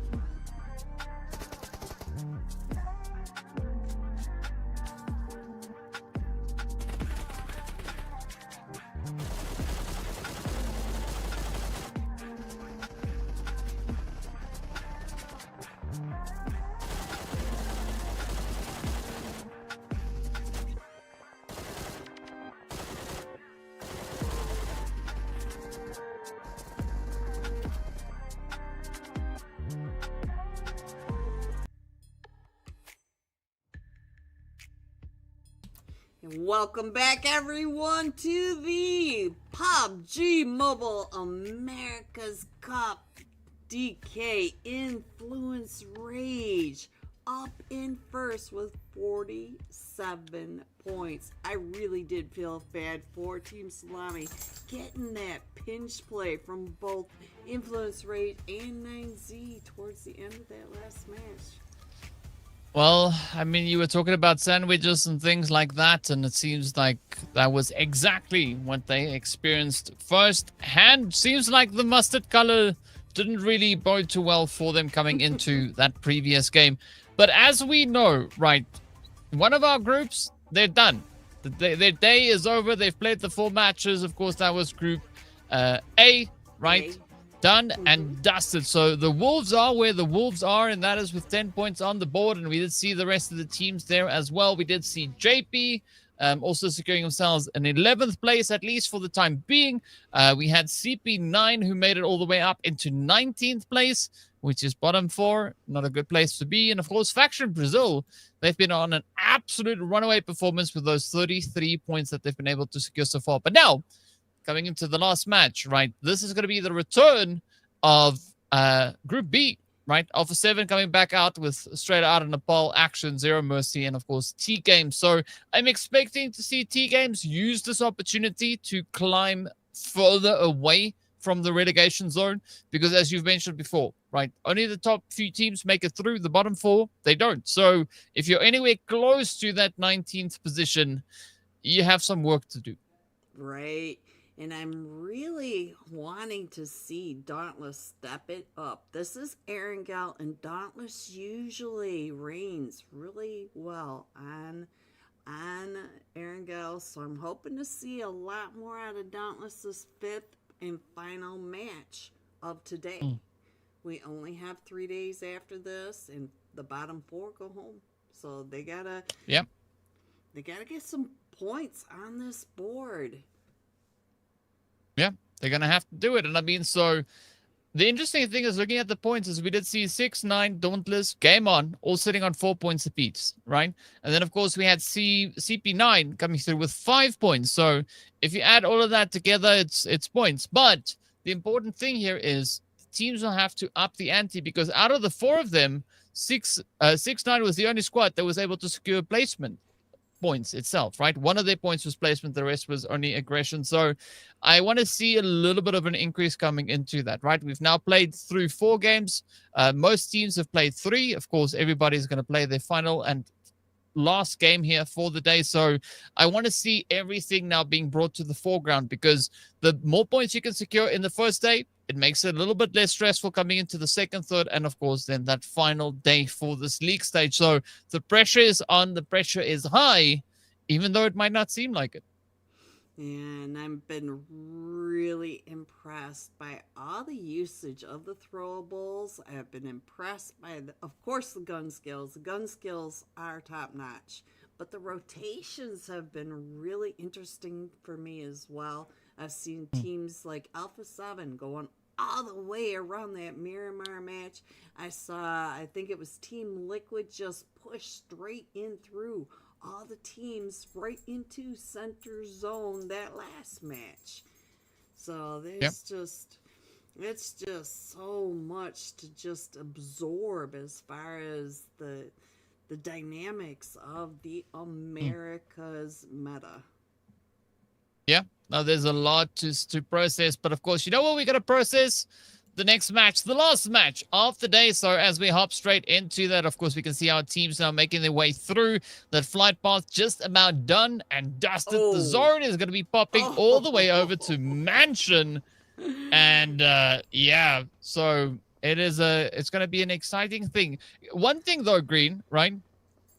We need to add a little bit of volume to your microphone there as well, so that you know, everybody in the chat can also hear all the excitement coming through from your side. Oh, I didn't realize that my volume was low. I will try to work on that, DK, so go ahead and continue on while I check on my volume settings. Fix it in the mixer. Just go to the mixer and put that slider up as high as you can. It is at the max, so Yeah, I mean, I don't know. I don't know what if you've got a knob to turn to get your volume up. Hey, there we go. Hey, oh, okay, right. So Green's volume is it should be going up pretty soon. In the meantime, we are going to be looking at our squads going about their business over here, as it is going to be almost there. Finding themselves in a bit of a situation. They have Savage to share the space here with them. And it's an interesting start here, but Beret not going to be wasting too much time on the opposite end, getting much closer. They are trying to see, can they get that angle onto Savage? The answer, of course, is an absolute yes. And now it's going to be full send to try and close it up, score the point. I don't see the rest of Savage nearby. There's Goat, one of the goats way off in the distance. And of course, that's not a goat. The name even says so. But no. They are down to a 3-piece. And, of course, Luna, one of the teams knocking on the door of that first side, right? The top side, the top 11. Well, they're going to have to hope for a good match here. They need, I would say, 3 points to catch up to JP. So there's a little bit of pressure on their shoulders here. Yeah, I've moved my mic, so hopefully that's a little better, but it does look like Luna is being kind of quiet. They don't even have a gun. They have one gun between the two that are stuck in that shack, and for Luna, this could be really devastating for them. So let's hope that they can get their teammates picked back up. I do see CamC out and about trying to get over to him, but I think almost there has rotated away from him, so Luna should be able to get their teammates in this vehicle and over to the compound so that their teammates can actually get more than one gun between the two of them. Yeah, I mean, you wanna have 4, right? 4 is a good number to go for here. For sure. Yeah, yeah. It's difficult to share weapons, right? Because it's like, especially if you fire only one shot at a time, because you got to pull the trigger, pass the weapon and the ammo over. They got to do it, then back and forth, and it's complicated. It takes way too long. So, yeah, I agree. They need more weapons, especially looking at just how the teams are situated. Looks like Action is pushing up on. Look at this. They're being aggressive on the Dauntless. Now, I really want to see Wancho be able to do something here as he's getting pulled. Oh, Wancho. Yeah, Wancho got nothing but air on that one, and it's not the kind of air that they were hoping to get. Valek also getting found. Now it's going to be Banger and Klaus trying to defend. But, I mean, Action, they are just letting everything out of here. We did get one knocked onto Action, so... Oh, Klaus is right there in hide sight. So, let's see these nades. We've been talking about the usage of... Look at that, another perfectly cooked. But Klaus has already gone out of that corner. But Dauntless is now just tucked right down into that one house. So it is not a good sign for Dauntless when all 4 of them from Action are coming up all the way around them. You can see that Action has all these different angles from the top of the hill, and it does look like we've got Felipe Hood. Is that what that said? It was too fast for me. Felipe Hood. Yeah. Yeah, here they come. So they're going to be pushing up onto Dauntless. It is Klaus over there, so let's see if he's got... oh, he's got a nade. He's got an answer for that for that pump shotty. And Klaus is down. So it's just down to a solo player from Dauntless. And there they go. Dauntless out with 0 points, DK. Another 0 points for Dauntless. Very heartbreaking. Now that's super unfortunate for them. I mean, but you got to give it up to Action. They are just relentless. The strategy they used to push, it just worked out so well for them. But of course, if you can see, the zone is all the way over towards Prison. And that is going to be an interesting position. I like where Resilience went. They went to Heaven. So I approve of that spot. I want to see some flying vehicles as well. Somebody has to try and jump the roof at least once. But in the meantime, we have 6-9. Also not too far away from that. Of course, just holding up just outside of shelter itself. Now up comes Salame as they spot a bit of an opportunity. Resilience having their numbers dwindling here. We do say goodbye to Team Liquid as well. I gotta say, I'm very surprised to see these teams going down the way they are. I mean, I was expecting Team Liquid and Dauntless to, you know, make it into at least maybe like zone 4 or 5. Yes, but I did notice that Revo did go into Razak as a solo, but he did go into Razak where Influence Rage and Team Liquid were both there. So I'm not sure if maybe they were able to get some of that some of that third party. I'm not sure if Revo had come up and in and he was able to get the distraction plays. But we did have a lot of action up in that Razak area, that western edge over by the recall even. Almost there. Now in the fight over here with, and I missed that team. It's the Pinkies. There they go. It's Luna. Comes the rush. Luna. Beret with the barrage. Will they get the hit, Tokyo? Meet the molly. Up it comes. Ooh. Hooray, though. Getting dropped. Almost there, is almost in the lobby again. But all the pressure now riding on the shoulders here for Tokyo. Getting a quick little med there. You need to heal up in the blue. And they've got 2.2 kilometers to go. So that is an insane distance. Fortunately, it is only phase number 2. So there's still a little bit of hope here. And of course, both sides now going to look to bring at least 2 players back into the fight. Wiz now looking to come in with a jump, but unfortunately, Luna gets caught with their hands on the trigger. Down they go. 1 elimination going to them. Unfortunate showing, but you got to give the shout out here to Almost There, because they were almost there, back in the lobby. So close. But you notice that these 2 teams came all the way over from that western edge and met there. So we already knew that Luna did not have a lot of ammo or weapons or loot to themselves, because they were chased by Almost There all the way across that map. Yeah, things are getting close. And of course, speaking about close, we're up in heaven. Let's see whether or not Alpha 7 are going to get the jump in here. Madion. Oh, there we go. Thank you, Revo. Thank you, Obscure. They have to get bonus points now. I'm like, everyone can be so happy that I'm not the person awarding points, because if it was me, they would get the chicken dinner right there, right? Because they went flying over. I love seeing that. It is so cool to have it. But yeah, the pressure is on here now for Alpha 7, because they came flying in, but it was an already occupied building. And then, of course, we can see there's 2 teams holding here. We got Madion up towards that northern side. And even more pressure right here. But Obscure could get the play secured now. Oh, Carrillo out in the open. It is going to be McGrenna. No, that is the players from Game On. Also looking to aggress on Alpha 7 here. Alpha 7 getting closed up in. And look at this, Revo. The birthday boy with 3 candles already. So let's go.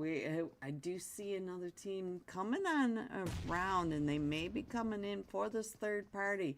TGAMES down to just a solo over here, so it does look like Alpha 7 is looking really close to this solo from TGAMES up in the top, and I like the parking job on this balcony.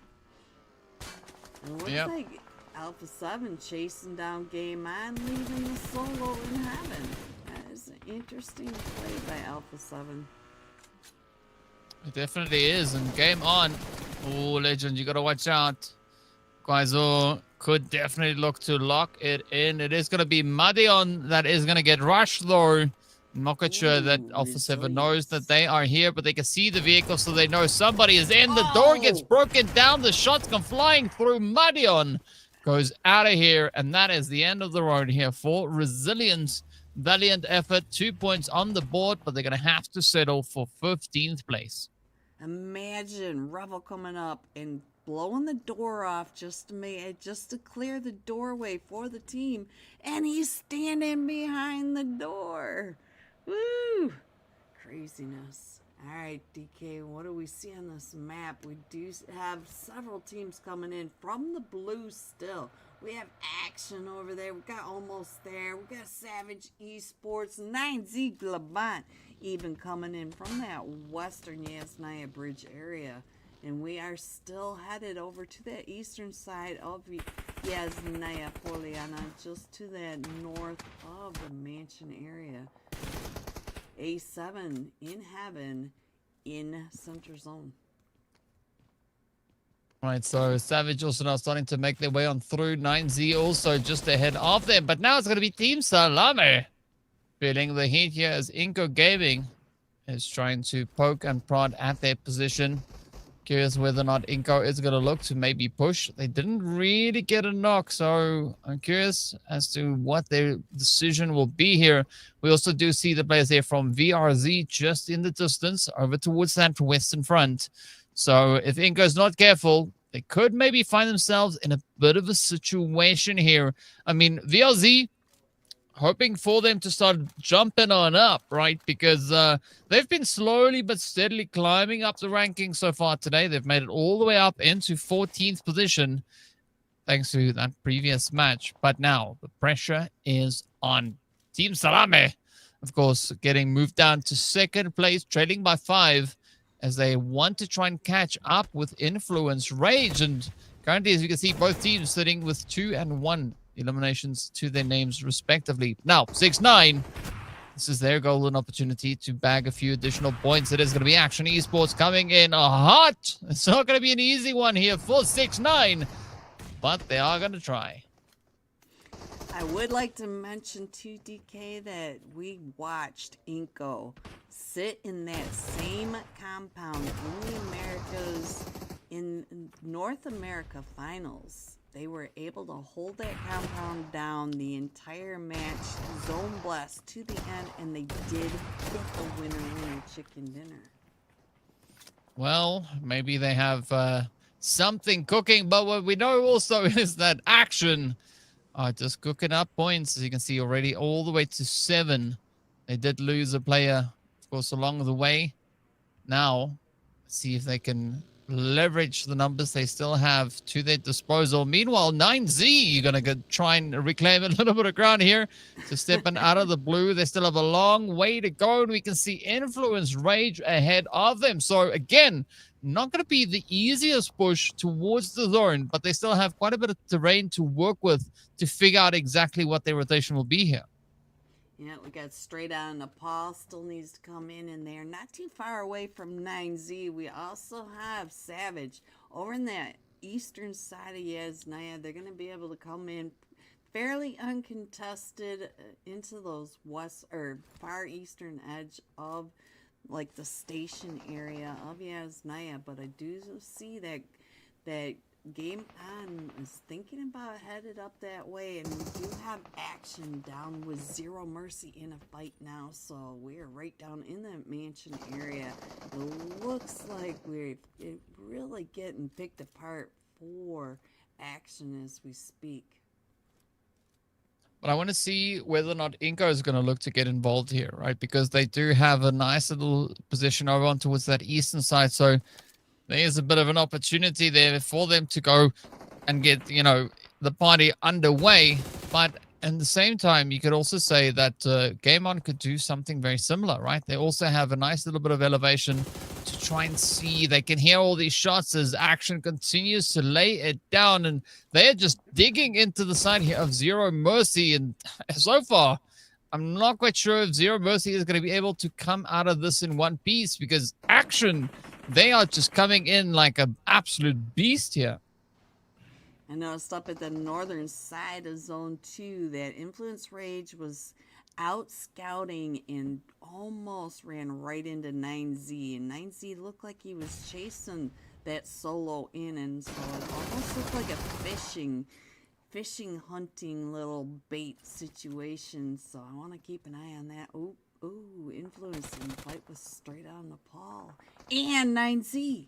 So they're all up in that north side. Ooh. That was Gigante coming through with a little bit of action there as well. Now being our leading aggressor here. Was the utilities continuing to get barraged down, just head after head, trying to find its way here onto Zero Mercy. Ninja Nightmare trying frantically to see if they can secure the position while Potato needs to get that res going. Influence Rage, though, being put on a bit of a back foot here. As you can see, Diego has been hit. Can they bounce back? Can they retaliate? Well, if you look at the name, it is Influence Rage, so the answer is most probably yes. Now, Zero Mercy, not necessarily being in such a good position here, right? Still going to try and climb their way out. Meanwhile, speaking about climbing out, look at this. Influence also now just climbing out of the vehicles, making sure that everybody makes it into that zone safely. Diego, though, getting picked up. So this mansion fight, they are now out of zone and they are being gate cut. Ooh, TGAMES trying to get that third party gets taken out, and I believe that was by iNCO. iNCO, as you said, you thought they were going to be coming down and in trying to get some of the third party. Well, they got the third party on the third party. Ooh. Well, it seems like the party is definitely underway.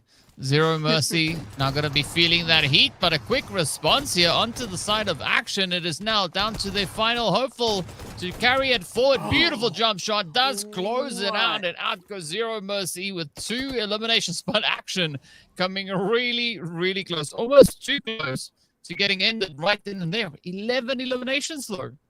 What a jump shot. You called it. Oof, what a jump shot. And now we still have iNCO in that compound there, out of zone, but they know that they've got neighbors across. Oh, and look at that, just punished coming out of that compound. And that was Team Salame. They got punished between iNCO and Influence Rage. Influence Rage is still coming in from that north side. Yeah, things are looking pretty tough there on the side of Salame. As we know, they were 5 points behind coming into this match. Now the gap is widening. So, yeah, Influence Rage. They are going up against the machine. iNCO also still patiently awaiting a bit of an opportunity here. Vitali trying to sneak in a few cheeky sprays there. iNCO, meanwhile, getting busy all the way over on towards that northwestern side of zone. And there's several teams ahead of them. As you can see, that being Savage and Alpha 7 holding in the immediate area. Influence Rage is going to be coming in right between Savage and Alpha 7. And Savage, oh, the goat, your goat going down. So now it does look like Alpha 7 is going to end up right up on top of Influence Rage. Influence Rage trying to, oh, the run over. The run over. The 3 teams right up here on this ridge line. There's not a lot on this ridge. Oh, they are all just getting picked apart with this wide open space, and Alpha 7 punishing them, all being out in this open. And now here comes game on to get into this 4th, 5th party, ATK. The party anyway, the Revo birthday party. Yeah, it's a big old party up in here indeed. But now it's going to be game on. Looking to throw all the utilities that they were able to find in this game, all of it, straight over to the side here of Savage. I mean, it's some varying results coming through here for them. And there we go. It's going to be not a goat getting found out as Natalio ends up the play right there. 6 squads remain. It is going to be Alpha 7 coming through here with still a full 4-piece. A few other teams also secured on 4 each, but who's going to be one to get it going here? It is now, of course, straight out of Nepal with the solo, trying to blaze their way through. And now it all comes down to this, right? We have only a few more zones to go, and this match is almost about to be decided.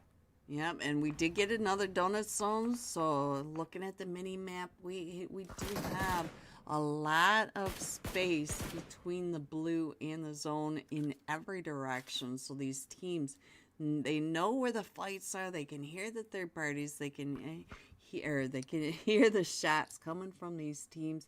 And iNCO, it looks like iNCO is taking over this whole southeast side. They've got all the ridge lines. They've got all the trees in play. But we know that BRZ is right across from them, and straight out on Nepal does have to come into zone. I'm not sure how Blaze is going to be able to push across that wide open space over on this edge. Look at him. Look at that wide open space. He's looking directly at Alpha 7, and you know that Alpha 7 will punish you if you are caught out.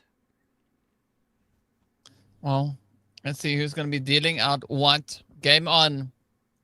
This is game on indeed, because Alpha 7 here ahead of them. Legend is going to get found. So the position not being as sneaky as they thought it could be, but somehow, some way, they need to get their butts in that zone, because the blue is going to close up pretty soon.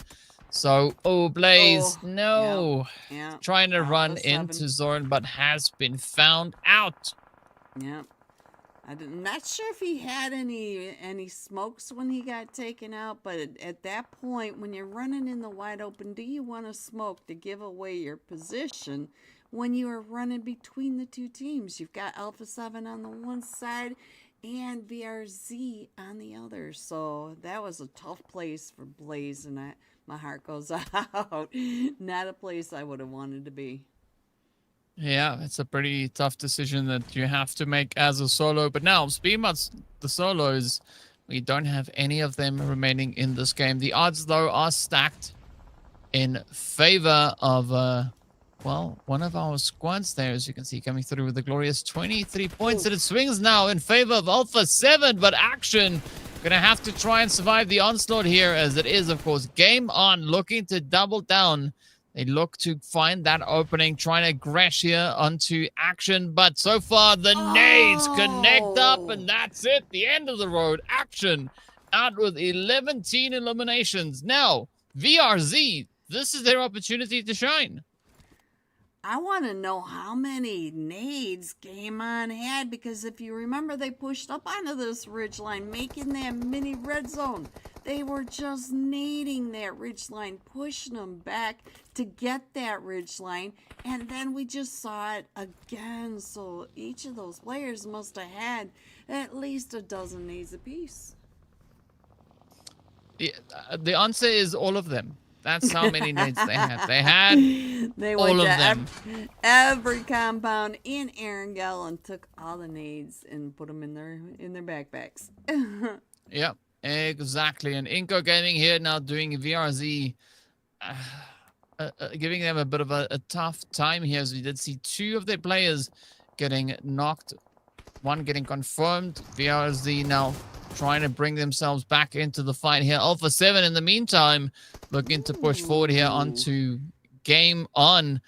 Obscure, very interesting position that they chose to move into, but Legend could definitely look to leverage that. But the opportunity for Alpha 7 to strike is now, as the utility starts to fly over the hill. Game On quickly trying to retreat, and that's exactly where Carrillo is. So the setup is there, but will Carrillo spot them? Oh, they did. But Carrillo got turned on as well. He got found by Game On as well. So now we still have so much chaos, and Alpha 7 goes out to Game On. Game On, the Grenade Kings of Erangel. Whew, but now look at this. We got to go across the street for VRZ. VRZ has that wide open space to come across. And what is happening? We have got flashing lights everywhere. Game On, up to 10 eliminations. iNCO, still a trio, up to 9 eliminations. VRZ down to a solo player. Canthera trying to creep across, but he's got to go across the street. And he is found. So now we are down to the top two. Call it DK. Will it be iNCO or will it be Game On? Which one? Come on. iNCO. We definitely. are right on iNCO. top of each other. iNCO coming in strong with 10. Oh, another nade by Game On. Another nade. It's down to Legend. The last one left to try and make a difference. iNCO now trying to climb up, and they do. They come in with a slam dunk. 12 eliminations and a very glorious stuffed chicken coming their way. Chicken. Winner, chicken dinner. We got it fried. We got it baked. We got it roasted. All right, what is this? All right, DK. Interesting. I'm not sure what we're supposed to be looking at here. These are the highlights. There we go. That is what is to come. Alright, winner, chicken dinner, iNCO Gaming. What did you think of that play? I mean, that was a pretty aggressive showing coming through from iNCO Gaming there, so mad respect going out to them. But of course, you got to give it up to Game On, because they were game on. It was insane, right? They just brought in everything to just secure as much as they could. They did end up walking away with 12 eliminations for that game, both them and, of course, the players coming through from the side of iNCO. But, yeah, I love the excitement. The team's just doubling down on everything that they can find here. The amount of nades Game On had just blows my mind. Not only did they use them to push up onto that ridge, but they still had them when the rest of the teams are right up to that final finish when iNCO came up. They were still nading onto iNCO on that final push. I mean, like I said, right, they had all the nades. Like, they literally somehow miraculously were able to hold an insane number of utilities in their bags. But you know what? Sometimes you just got to do what you got to do, right? But big ups going out to the side of iNCO. Let's take a look at iNCO and the breakdown for the team here. As you can see, a very strong share going over there to 7-8, coming through with 5 eliminations in total. 571 damage, but the most damage has been done by Vitaly, coming through with nearly 900 brought in as an individual there, getting very close to 1,000. It's interesting to see iNCO stats because we saw them earlier tonight, and it feels like they shuffle them. So each one of these players, they are not just one player constantly, like 7, constantly in the top of the leaderboards, because now we can see Vitaly putting in a whole lot of work. Coming in first, iNCO, 22 total points with 12 eliminations. Game On with that insane. I really want to know how many they started off with those nades. Coming in with a total of 18 points and 12 eliminations. Action Esports coming in third with 14 total points and 11 eliminations. But heartbreakingly, we do have 3 teams down at the bottom. 3 big name teams, DK. I'm talking 9Z GLOBANT, Team Liquid, and Dauntless at zeros. Yeah, it was a tough day for Dauntless. I don't know what was the thing there. I mean, of course, iNCO breaking the pattern. They should have only gotten 7 eliminations. I don't think they got sent the memo in advance. But hey, you know, still a good chicken. So, you know, shout outs going to Zero Mercy, Influence Rage, iNCO, and Team SALAME. All the squads, they were able to secure the victories on the battlefield today. But as we've said before, it's only day number 1. We still have 3 more days of play, so we could see the same teams coming back tomorrow with winner chicken dinners again, looking to gobble up as many points as they can find. Or there could also be an opportunity for a few of the teams that have not yet laid their hands on any victories to do so. So I'm looking at Faction, I'm looking at Alpha 7. We could even be looking at someone like 9Z GLOBANT as well. So there are a lot of opportunities for those chickens to come through, as 5 more games will be played out tomorrow. I do want to mention that 7 is on iNCO Gaming. So 7 said, here, let me show you how it's done. And here we go, the top fragger of today, Lorenzen from Influence Rage with 14 eliminations, iNCO 7 with 11, Influence Rage Law with 11, iNCO Vitale with 10, and Action Esports with 10 eliminations, double digits at the top of the leaderboard for MVP. Yeah, it is looking pretty good for all these squads here. A lot of work has been done, but no surprise to see 2 players from Influence and 2 from iNCO. And of course, Action. They've been just absolutely jam-packing the lobby with carnage, as we saw, especially going into the later half of today's game. So I'm curious as to what they are going to be bringing to the table when tomorrow swings around, because, I mean, I think Action is definitely going to be looking to pack as much of it into the games here. I mean, even just the points, right? Action only had 3 placement points before the previous match. This time they were up to 6, but they have 39 total points. So a very, very good day here for them. Influence not going to be moving an inch. I mean, you can't go higher than the top of the rankings here. iNCO, though, good jump all the way from 5th up into that 2nd place as a result of the movement. SALAME is down to where they are. Alpha 7, they've not moved an inch either. And of course, you can see Faction getting moved out of the position there. 9Z also getting moved down. But I think the important spots that we are going to be looking at is over onto the right side, right? Wolves, 6-9, CP9, and Dauntless. Tomorrow, they're going to have to bring their A game if they want to make it through into the finals. Yeah, because like we've been saying, the bottom 4 will be going home after this week. So I'm interested to see what these teams learn today, what kind of rotations are going to be changed up. I can't even say anything about the amount of throwables, the amount of utilities these teams have been using. So I mean, they've been so impressive. They have been on point. Their nades have been perfection. They've been perfectly cooked and placed. So to me, I think it's going to come down to the rotations and depending on which teams they do want to take their fights with. I think tomorrow we are going to be seeing a whole lot of the different performance coming through from the teams that might not have been performing as we were expecting to see today.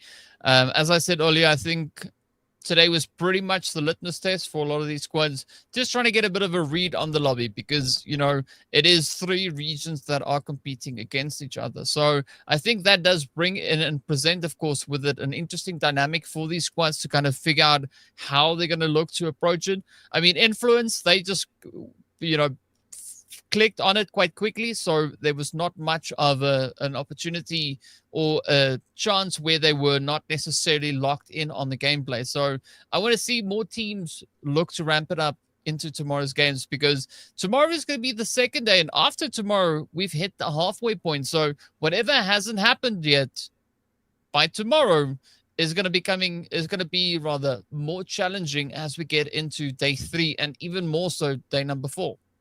I could not agree with you more. And I'm also, you touched on something that I want to bring back up, is that the rotations into these teams in the fights in the South America versus the North America servers, as we jump back and forth between those, will that change the rotations and the fights that they decide to pick? So with that, any final thoughts tonight, DK? Nope, that's it. I've said everything. I look forward to seeing everybody back again tomorrow for 5 more games of pretty sweaty PUBG action. Thank you, everyone, for coming out. And this is day 1 of the PUBG America's Challengers. We will see you again tomorrow. Good night, everyone.